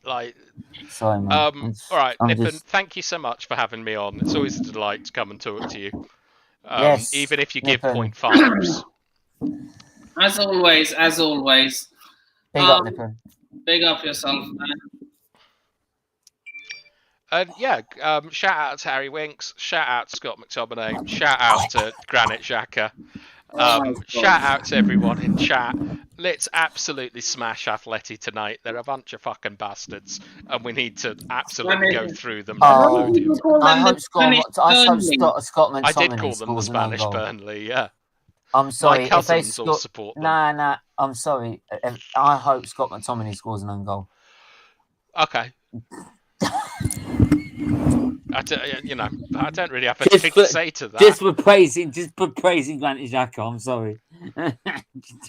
I hope that my chicken Kiev is very nice this evening. I don't know. I don't know how you reply to stuff like that. But yes, thank you so much for having me, and I hope that everyone has an enjoyable evening. So thanks, Nippon, and I'm out. Peace. Right.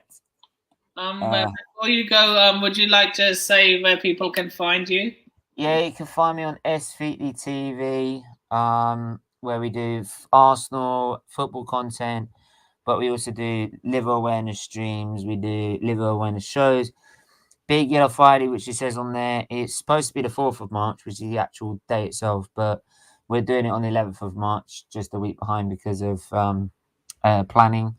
But it's a yearly fundraiser for the charity Children's Liver Disease Foundation, which has helped save my life 6 times over with the money that's provided for research. And all you need to do to be a part of it is come in, tune into our 6-hour stream that we're going to be doing on that day for about 4 p.m. to 10 p.m. We have big plans for it. That's all I can say about it at the minute. We have plans for it, and it's going to be good. You won't want to miss it.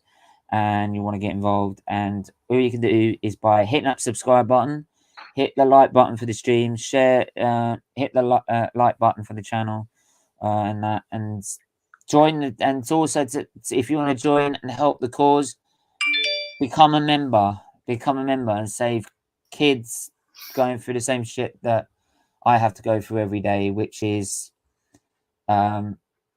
just by donating a small amount, which is from as little as $1.99 a month, you become a member with great perks. The bigger the level, the more perks and better the perks you get. So if you can go over there and become a member, it would be great. Absolutely. But just by subscribing, it'd be a great show. Great. And I'll be there in 2 minutes doing another show on that. And then we got one at 8. And then I'm on my other channel, which is SVT F1. which is talking all about F1, and we're just reviewing the day's session where we've had the first pre-testing day, pre-season track session for this 2022 season. And tomorrow we'll be doing another live update during the session, and then another review, and then Friday we'll be doing a full-on live update day. It won't be a live watch along because we don't have a watch along to watch it on, but it'll be a live update. So make sure you go and check it out. And yeah, I'm out of here. Later. But go and subscribe. Give him the extra subscriber. Subscribers. More subscribers, but he needs one. Get it over that 500. Yes. See you later, Steve. Yeah, see you later, man. See ya. Big up yourself, Maisie.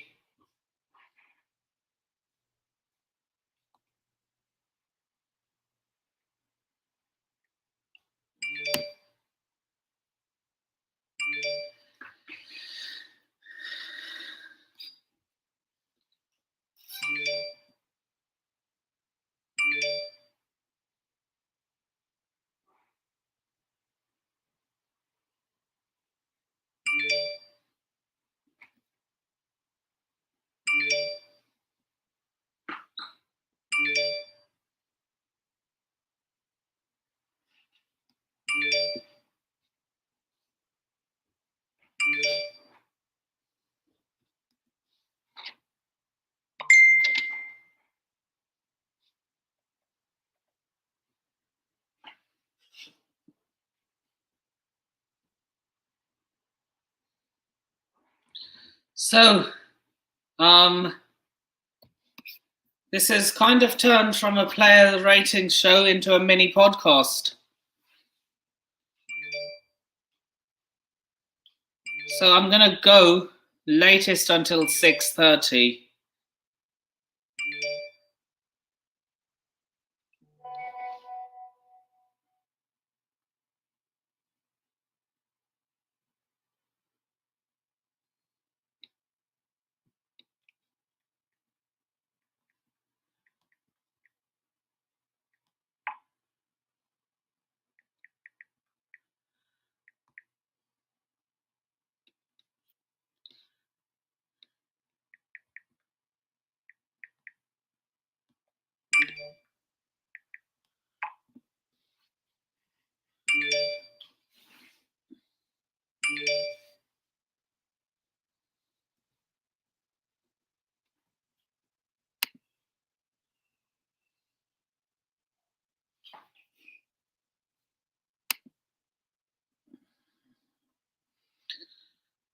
So Maisie, do you have time to join for a bit?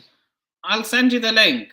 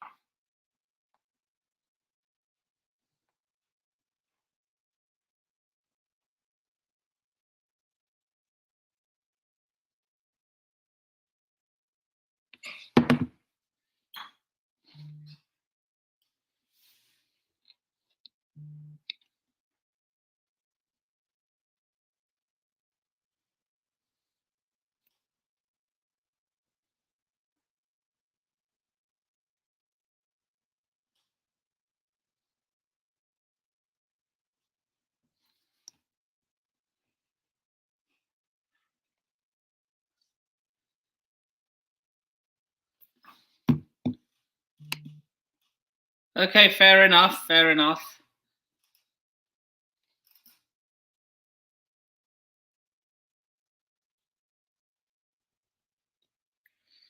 So yeah, are you confident going into the game today, Macy?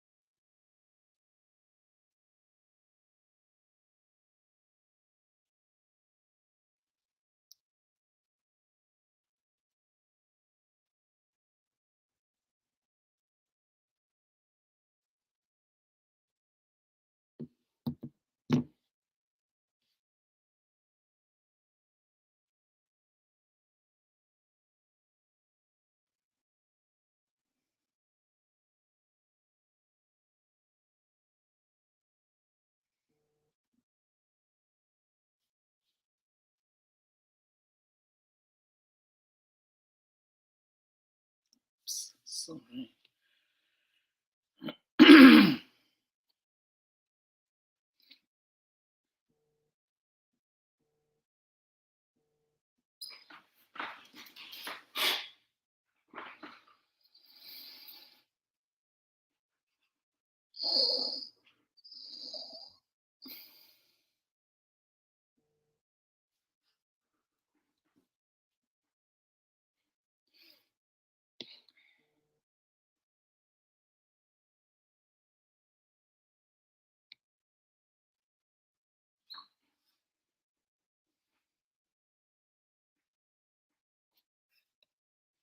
Come on, we have 3 people watching.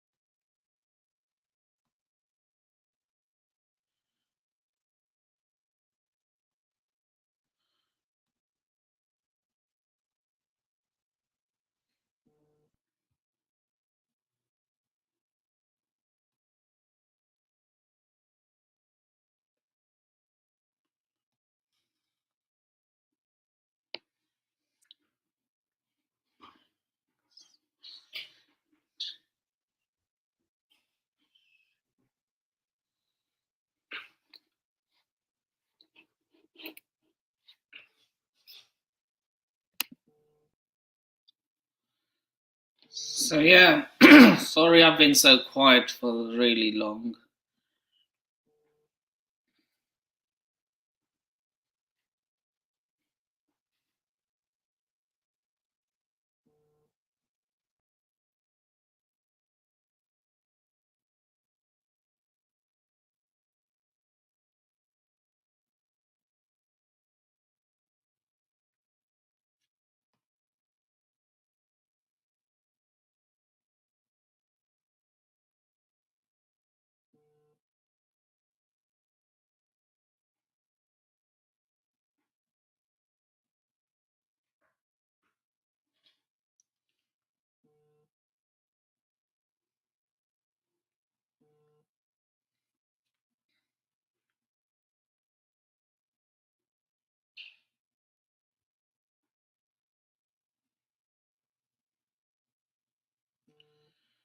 So yeah, I'm going to end the stream now.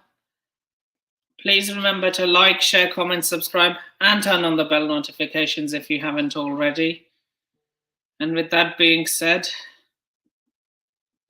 yeah, you have been a wonderful audience. Big up everyone who came on to the panel today.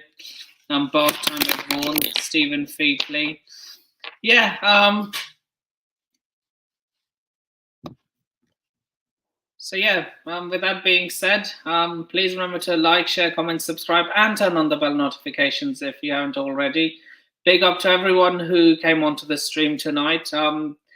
Bath Time with Vaughan, Steve Featley. And yeah, with that being said, I shall see you all in the next video. And this is NS Sports TV signing off. Take care of yourselves. Peace. And I shall see you all in the next video. Actually, no, I'm carrying on for a bit.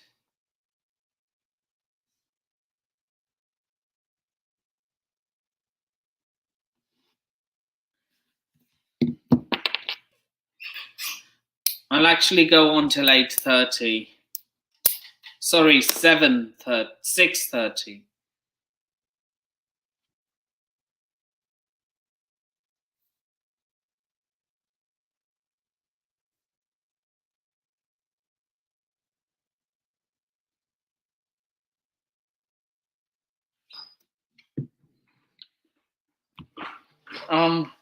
I was gonna end it because I was trying to get someone on, but they hadn't replied for some time. But then, just as I was about to end it, he came back and said, "I want to join." So yeah, I'm gonna go on for another 10 to 15 minutes.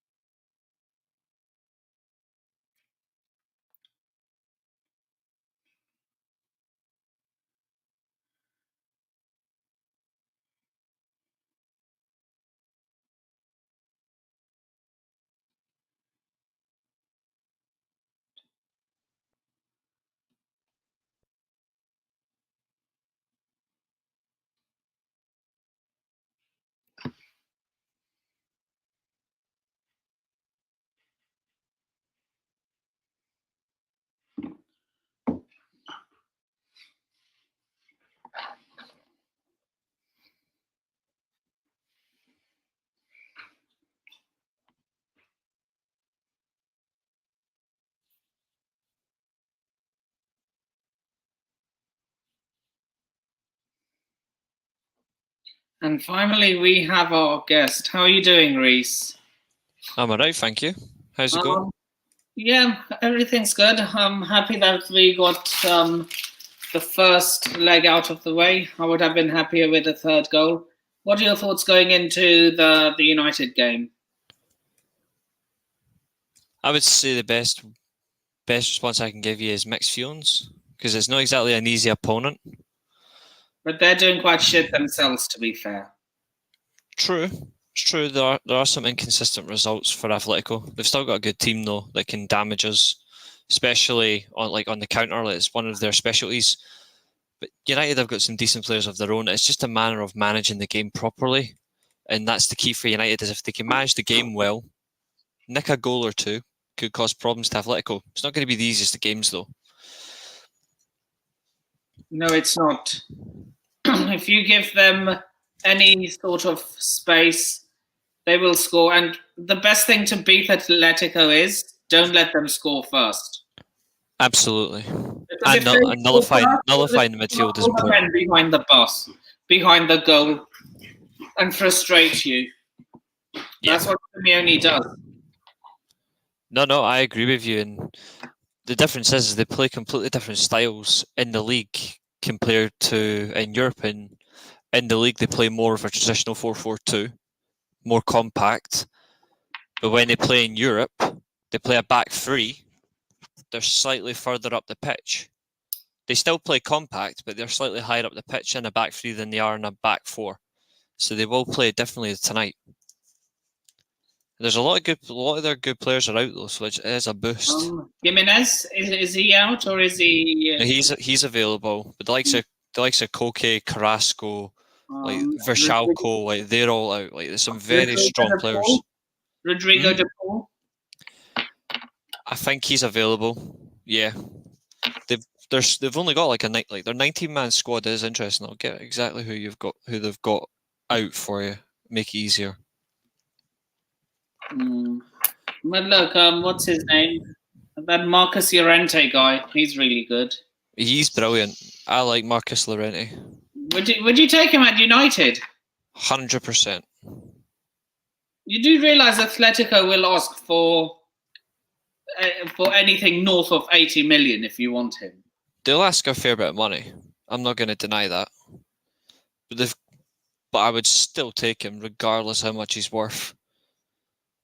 Yeah, so Koke, Mateus Cunha, Daniel Vaz, Benjamin Lecomte, Yannick Carrasco are all out for Atletico.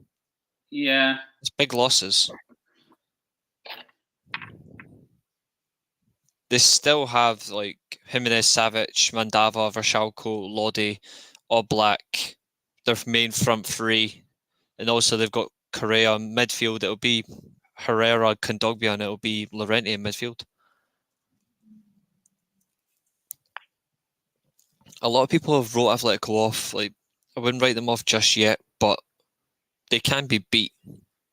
Yeah, look, we beat them last season, and I would argue that they were better this time last season than they are right now.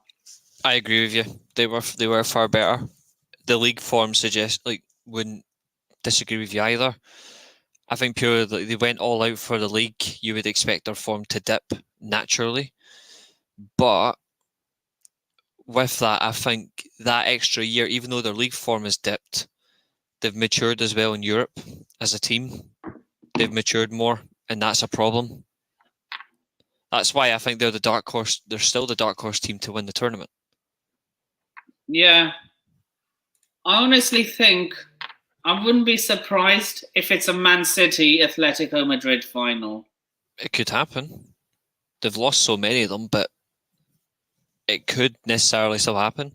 United have still got a good chance of going through, but it's all about managing. It's all about managing the game. If United take their chances that they're going to have, then Atletico are really going to have to get their arse in gear, to say it loosely. In a one-off, say if this happens, I highly doubt this will, but a Manchester derby in a Champions League final, we win. Are you sure? Yeah. Oh yeah, because it's all because they're still the newbies and you've won it 3 times. We've got experience of winning it, but also I honestly look at the mentality of the players, and I've got nothing against the City players in this sense, but they don't have that mentality in Europe to win. I don't think they've got that extra, like that. Like they very rarely get out of first gear. In games you see like Sporting, no disrespect to Sporting, they're a good side. Man City didn't even get out of first gear, and they battered them 5-0. I think you need that extra level. It's why they couldn't get the job done against Chelsea last year. Do you not think they've learned from their mistakes? They're managed by Guardiola. I'd be surprised if they've learned from their mistakes. Guardiola doesn't seem so stubborn, though. He is very stubborn, though. He makes repetitive decisions like this every year. He's a great manager. He's a great manager. I'm not taking that away from him. He's a great manager, but he always makes simple decisions that inevitably goes against them. I mean, the likes of Lyon, Liverpool, Spurs, Chelsea last season. It's small things which comes back to bite them in the ass. And at this level, you cannot constantly afford to make these mistakes. United's mistake is lack of consistency. And we're our own worst enemy. Yeah, but just look, you probably shouldn't. But are you scared that United might press the self-destruct button? What, tonight? Like, yeah. Are you scared about that? United's biggest enemy is United. Purely in the sense of we can have an absolute brilliant game and then lack of concentration, players' heads switch off, or they just completely drop off in games, and the next thing you know, we're either behind or we're drawn or we're bottling a 2-0 lead to Leeds. That does happen a lot in games. But then you came out and battered them. True. That mentality to just go on and get the game, like kill the game off, really showed the difference. Leeds' half chances were, to say it loosely, they were half chances. They didn't do anything, whereas we were more clinical.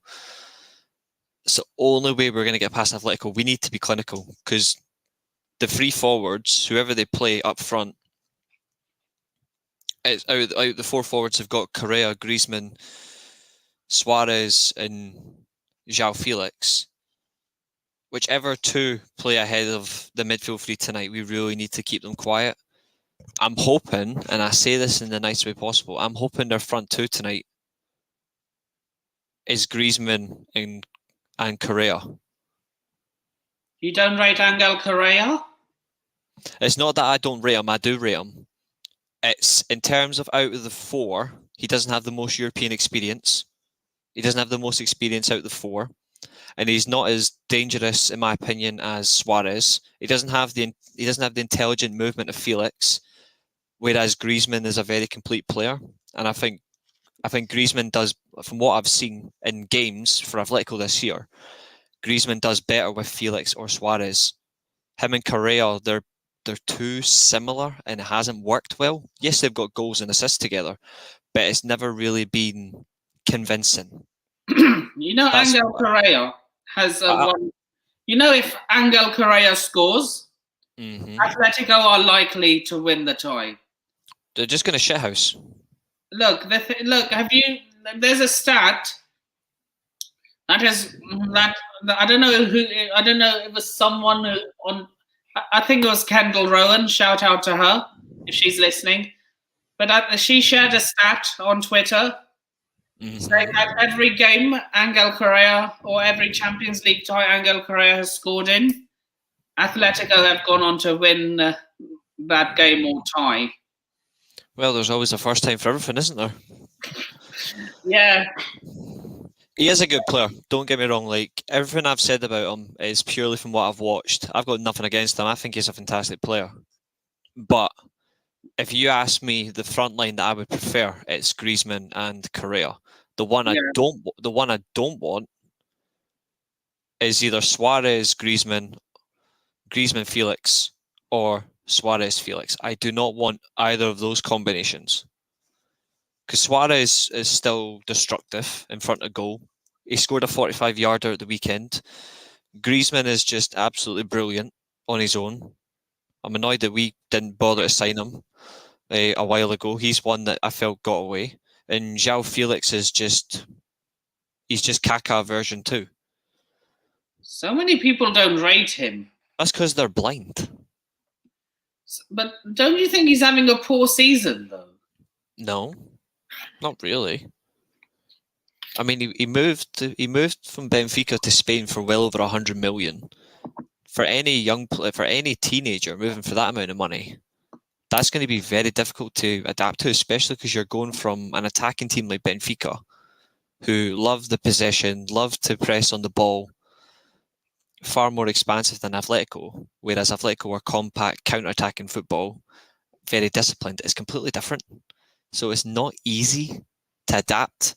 And even so, he's still been effective for them in games. It's just unfortunately he's got the big price tag on his head. Would you have taken him at United? Yeah. I would have played him in a false 9, yeah. I would have played him in a 4-3-3 with a false 9, personally. What are your thoughts? I mean, like, the only reason I asked you is, do you...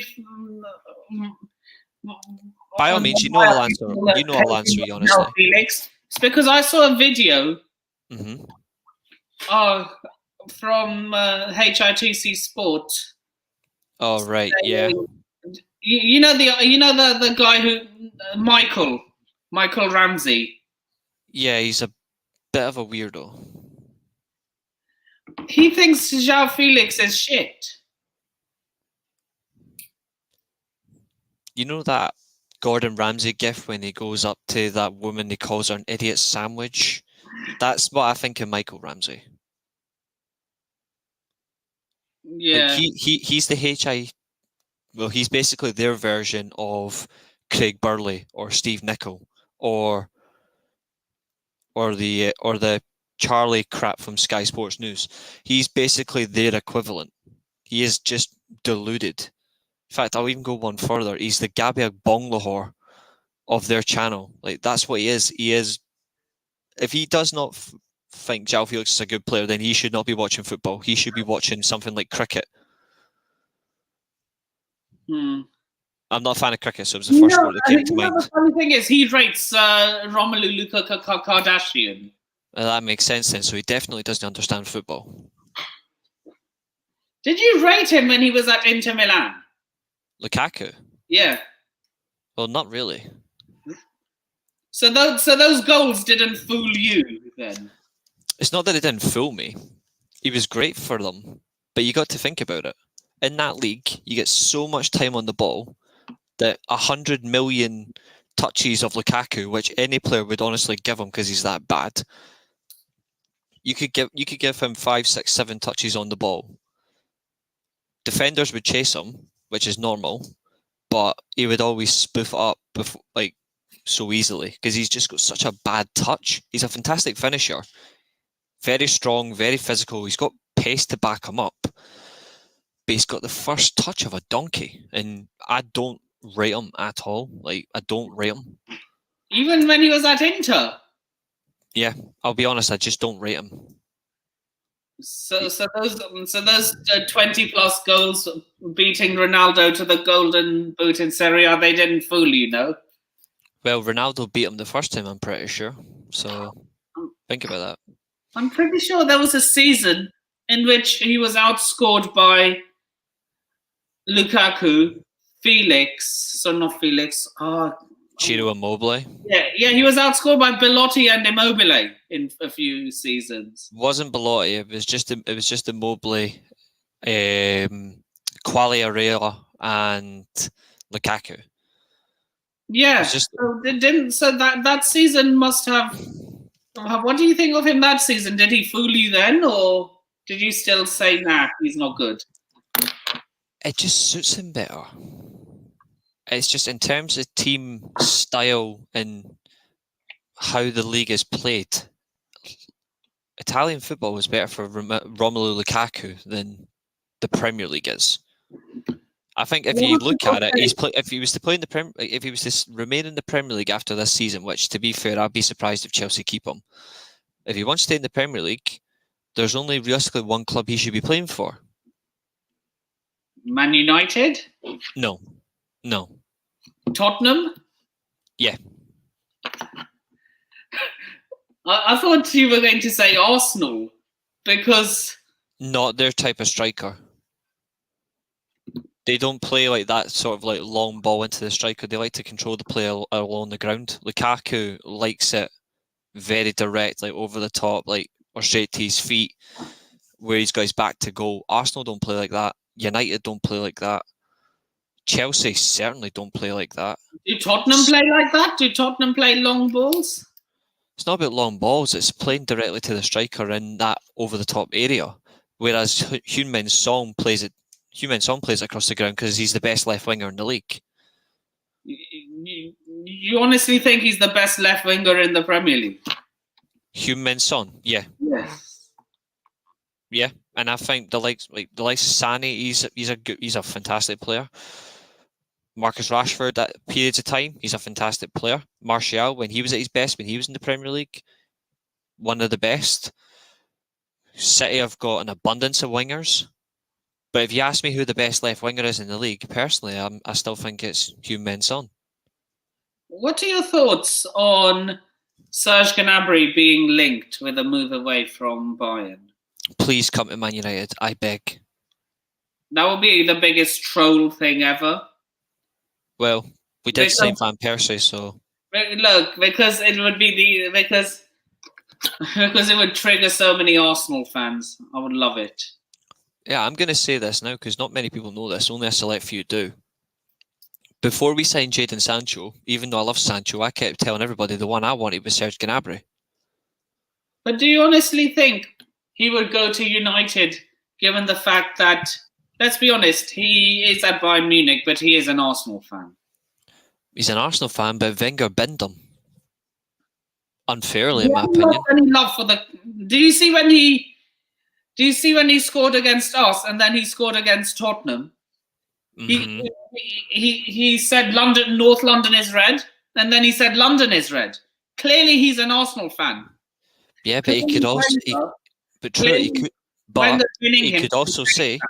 he could also be meaning London is red when Man United come to London.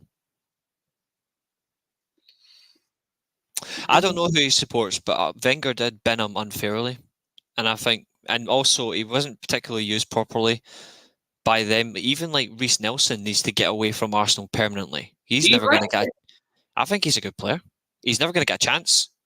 He's never going to get a chance at Arsenal, which is a bit of a shame. Reece Nelson and not Reece Nelson-Dino. No, I don't think it's because of that. I just think I look at the players they've got in that position already. I don't think they're going to give him an opportunity to fight for his place. But do you think he doesn't start for any of the top teams, though? I mean... Not about starting, but like use him as a squad player. I still think he offers a fair amount. Like he's played out on loan. He's not a particularly bad player. He just doesn't get the opportunity to play for Arsenal. I don't know why. Mind you, I'm not an Arsenal fan. An Arsenal fan can comment on that. Arteta doesn't like him. Basically, it's either you're Arteta's mate or you don't play. Basically, just get shares in Gucci and then you're with Arteta for life. Yeah, pretty much.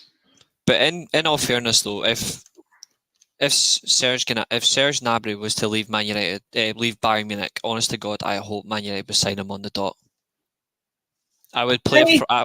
I would honestly play a front three of Sancho on the left, and I'd play Gnabry on the right. I'm not joking. Hey, big up yourself, Andre. He's a waiter at my local Italian. Oh, nice. But I just look at, I think Luca's gone. The joys, he must have had lots of connection. But yeah, I can, if you were honest in that sense, if he was to leave Bayern Munich, I would sign him on the dot.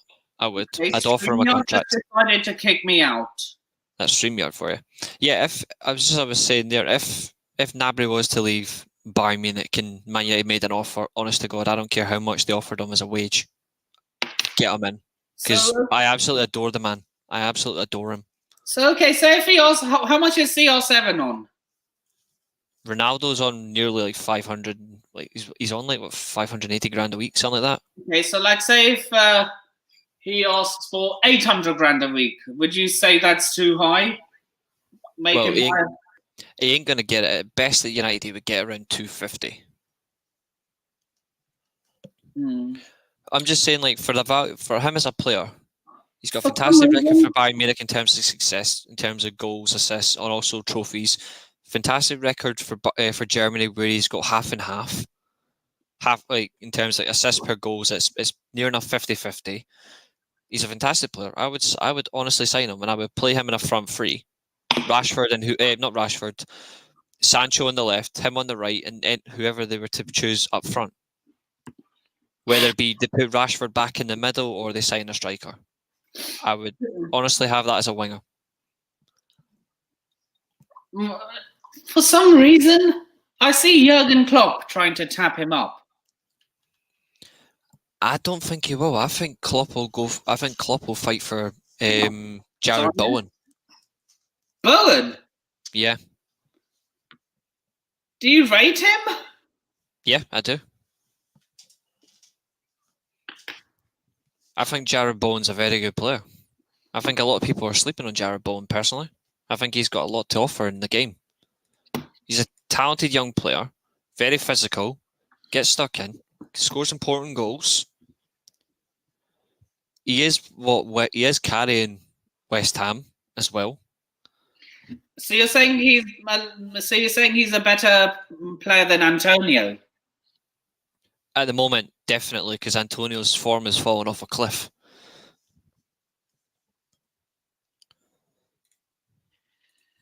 So yeah, I did reach 500 subs at one point, but then I dropped down to 494. That's probably just bot accounts. Don't worry about it. It'll go back up. Yeah. You're working hard, so just stick at it. Look, I want to make this a full-time thing. Do you?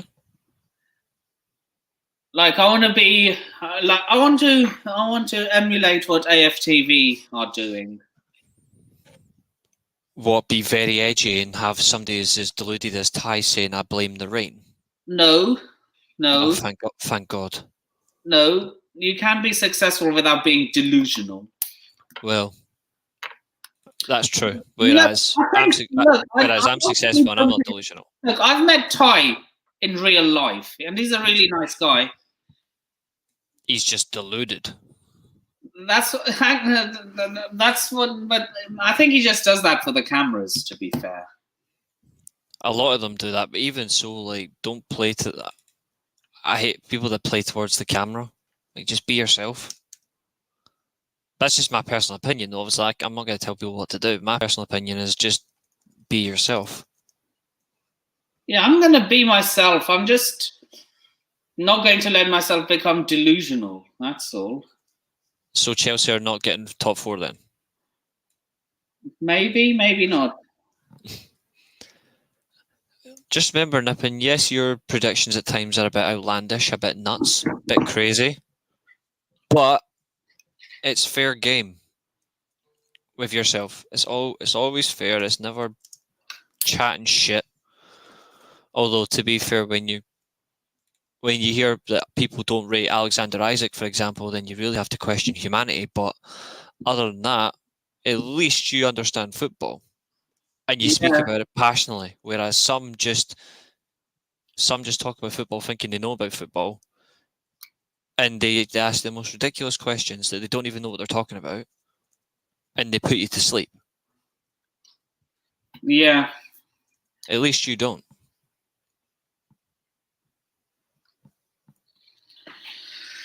So, what are you all coming up later on? For myself, well, I'm on with Doug in 15 minutes. Okay.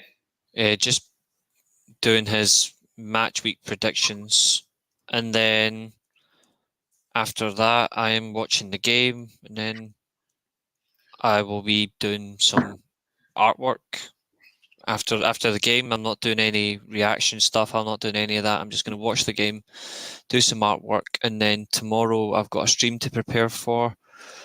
And then after that, I am taking the rest of the weekend off because I'm at a funeral on Friday, so I'm not going to be on.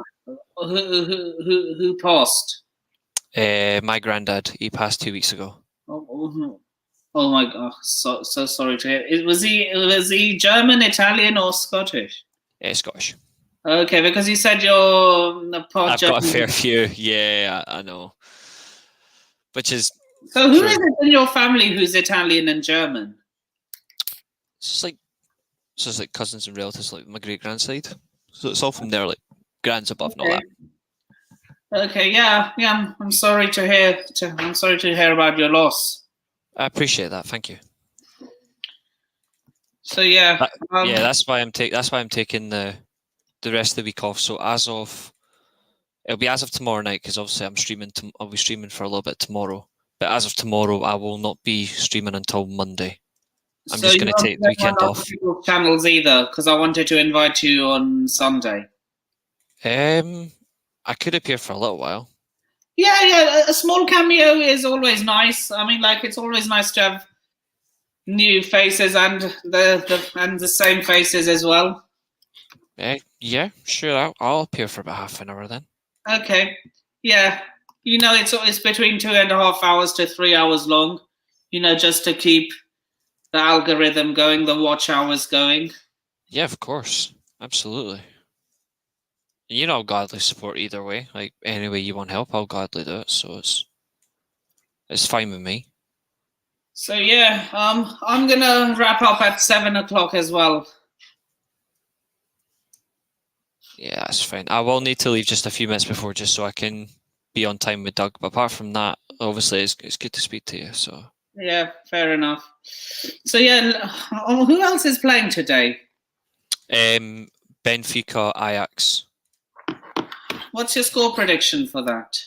4-1 Ajax. Is the game happening in Lisbon or Amsterdam? The game is in Lisbon, because Bayern Munich won the group for Benfica, and obviously Ajax won their group. And Ajax have already dismantled. They've already dismantled Sporting this season, so I wouldn't be surprised. And obviously they dismantled Bayern, Borussia Dortmund, and obviously United are confirmed. United are playing a back.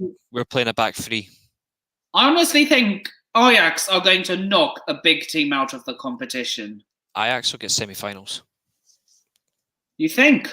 Yeah, they'll beat Juventus in the next round, I think. You don't think Villarreal are going to cause an upset? Not a chance. Vlahovic. Prayer against Ajax, but hey ho, look what happened. The only difference though is I look at the Juventus team now and they are finally clicking. It's took them long enough, but Vlahovic, obviously Arsenal fans are in the mud for that one.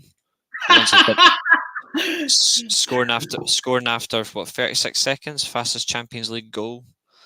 So. And a lot of salty Arsenal fans were convincing themselves that, we didn't need him anyway. Oh, you definitely needed him. Because you don't have anybody up front that's good enough. To be fair, I wanted Vlahovic. I absolutely adore Vlahovic. I think he's a phenomenal player. Very underrated. Do you think he has a higher ceiling than Haaland? No.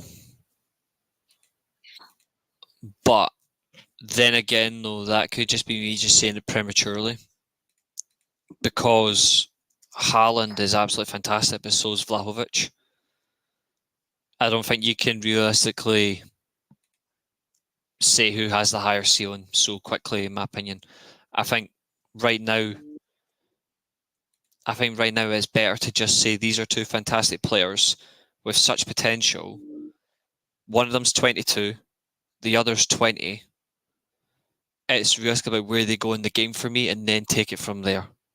I am not going to I don't think it's fair for me to say anything until they hit their prime years, because Haaland is an absolute demon already. And Vlahovic, he scored 44 goals in 98 games for Atalanta, and he's already scored on his 2 debuts for Juventus. So for me, it's really important. Fiorentina, not Atalanta. Fiorentina, yeah. 44 goals in 98 games.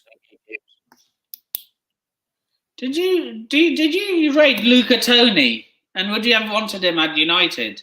I love Luca Toni. Fantastic Fiorentina, fantastic Bayern Munich beside Miroslav Klose.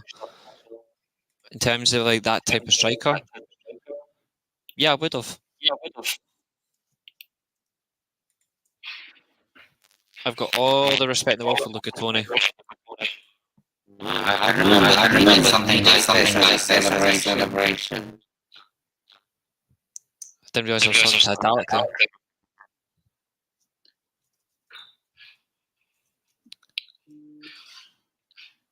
Tony was an absolute phoenix in the box, though. Who would you say Mauro Icardi is a dirty player? Oh yeah, and a dirty player, as in the sense, like what happened with the scandal between himself and his missus. Oh yeah, like she's filthy and all. Like in terms of on the pitch. In terms of actually on the pitch, yeah, he's still a dirty player. But he's still a very good striker. He's still very good, but he is dirty. Would you have wanted him at United? No. Not personally, no. Because there were other options available that we chose to ignore. Like Dybala, for example. He's more of an attacking mid than a striker. He's a centre forward. That's what you should be playing these days. You should be playing a false nine, not a natural striker. If you're not playing that type of football anymore, if you're not playing with a main striker, you should be playing with a centre forward. In my opinion. Fair enough. Fair enough.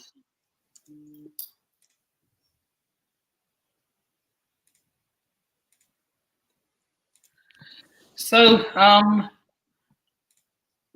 how you honestly think Ajax will knock Juventus out? Yeah. Like they did last season. 2 seasons ago. Mm-hmm. Yep. How do you know they're going to get Juventus, though? Just a random guess. Do you think if they got Man City in the quarters, they go out? Man City or Bayern? I reckon it would be very tough to call. Ajax are a phenomenal side. One of the best coached teams in Europe. And that's why, a lot of Man United fans want Benfica to win, just so that they can get Ten Hag. Yeah, and I completely agree with them. But I want Ajax to win. Why? So Pochettino can sit his arse down and watch a better manager do a better job than him. So you're saying your fans don't deserve Erik Ten Hag? It's not that they don't deserve it. It's not that they don't deserve it. They definitely don't. It's nothing to do with that, because our fans do deserve a manager like that. We deserve someone different. But Pochettino's the golden boy, and if you want to pick somebody like that, then it's a waste. Do you ever see Pochettino managing the Argentina national team? I don't know. I don't know, because he likes to be heavily involved in football. I think he would hate it. Why? There's no bigger pride than managing your country. Well, I don't know. You could take the Spurs mentality to them. I'm sorry. How can you turn Messi into a bottle job? You can't. Is there any guarantee Messi will still be playing, though? Look, only Messi drops Messi. Do you honestly think? Well, Pochettino has already dropped him this season in games. Like, he's hooked him early, he has dropped him in certain matches as well. Like, He's not afraid to do it. Yeah, he's not afraid to do it. My only concern, though, is he the right guy overall for the job? And for me personally, the answer is no. If he gets the United job, I'll do what every fan does. I'll back him. But I do have my initial hesitant thoughts on him. For me, the only two managers I want to be considered is between Ten Hag and Luis Enrique. It's very possible to get him from the Spain job. It is still possible. Before the World Cup, before the Euros? It'd have to be a very serious offer, though. That's all I'm saying.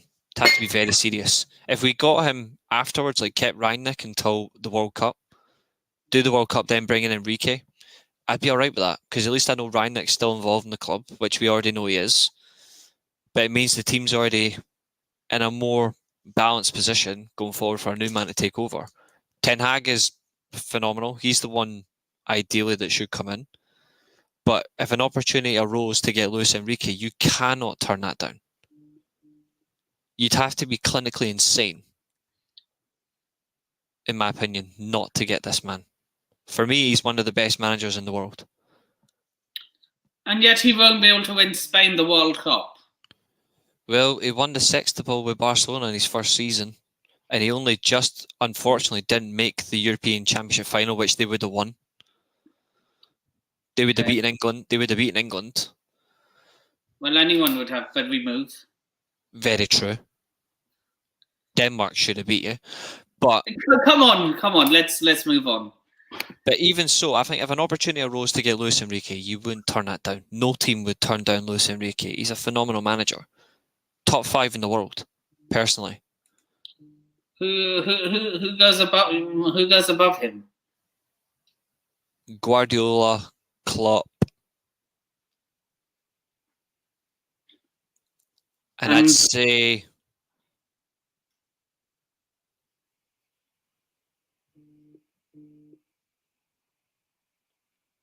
I'm going to go on a limb because he's another manager that I absolutely adore and respect.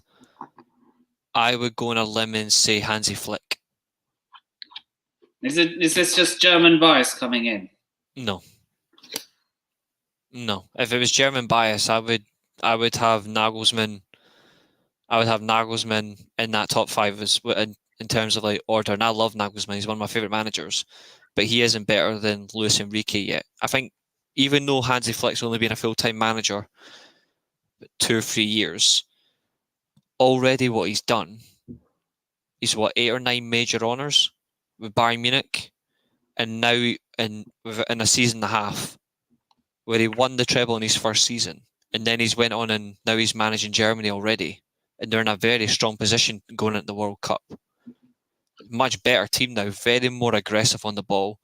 Do you think Germany will overtake Brazil in terms of World Cups won? They're only one behind them. Do you think they win 2 before Brazil win a 7th? Hard to say. I would like that to happen, but I think if you're being honest, no. Although I do think they're the best match team to do it, because Germany consistently flood their team with young top talent, whereas Brazil at times do rely on certain marks of the old guard or players that aren't particularly good enough to feed their team. But Brazil are still a fantastic team, so it's hard to really say. I think I would like to see them go at it in a final. Germany trying to win their 5th title, Brazil trying to win their 6th. I would personally like to see that. I think that would be phenomenal to see. And then hopefully another 7-1. No offense, Brazilians, but that was one of the best days of my life as a Germany fan, watching that semi-final. Look. Usually, I would never back Germany in anything, but the only 2 times I did back them was in the semi-final and the final. What you know how every person who supports England would feel about Argentina. Yeah. That's why I backed Germany. That's why I backed Germany in the final. I think you need to get over it. But Reece, be honest. Take your tinted glasses off. Was it a handball? And if it was Scotland, would you have been angry? Here's the thing: whether it be a handball or not, why didn't Shilton out jump a 4-foot midget? Like, Maradona was the greatest player in the world at the time, but come on, like, surely you can fucking jump. It was definitely a handball, but like, don't be like stupid. Besides, it was it's well over 40 years ago. Like, get over it. You're still mugging off the Germans about 2 world wars, even though Germany have got more international trophies. Look, and I respect you guys for it. Honestly, I think there's a manner of speaking, and I think some teams really are overlooking some. Anyway, I do appreciate the time, Nippon, and obviously it's been great speaking to you, but I really am due on another channel. But it's been a pleasure speaking to you. Socials before. Yeah, of course. Yeah, absolutely. So you can find me on Twitter at Devils Rising, and I'll bring that up just now, in fact, just so you've got it on screen. And obviously, then you can find me at the Weekly Armchair, Sports Talk, and you can find me on Twitch as well at Reese_Lightning1997. Big up yourself. And you can find me on all the socials in the description below. And you can also find me on every match I go to at Chelsea Fan TV, where I do a fan cam more often than not. So yeah, with that being said, please remember to like, share, comment, subscribe, and turn on the bell notifications if you haven't already. And I shall see you in the next video. Laters. Thanks, Luca. Thanks, Nippon. I'll see you later.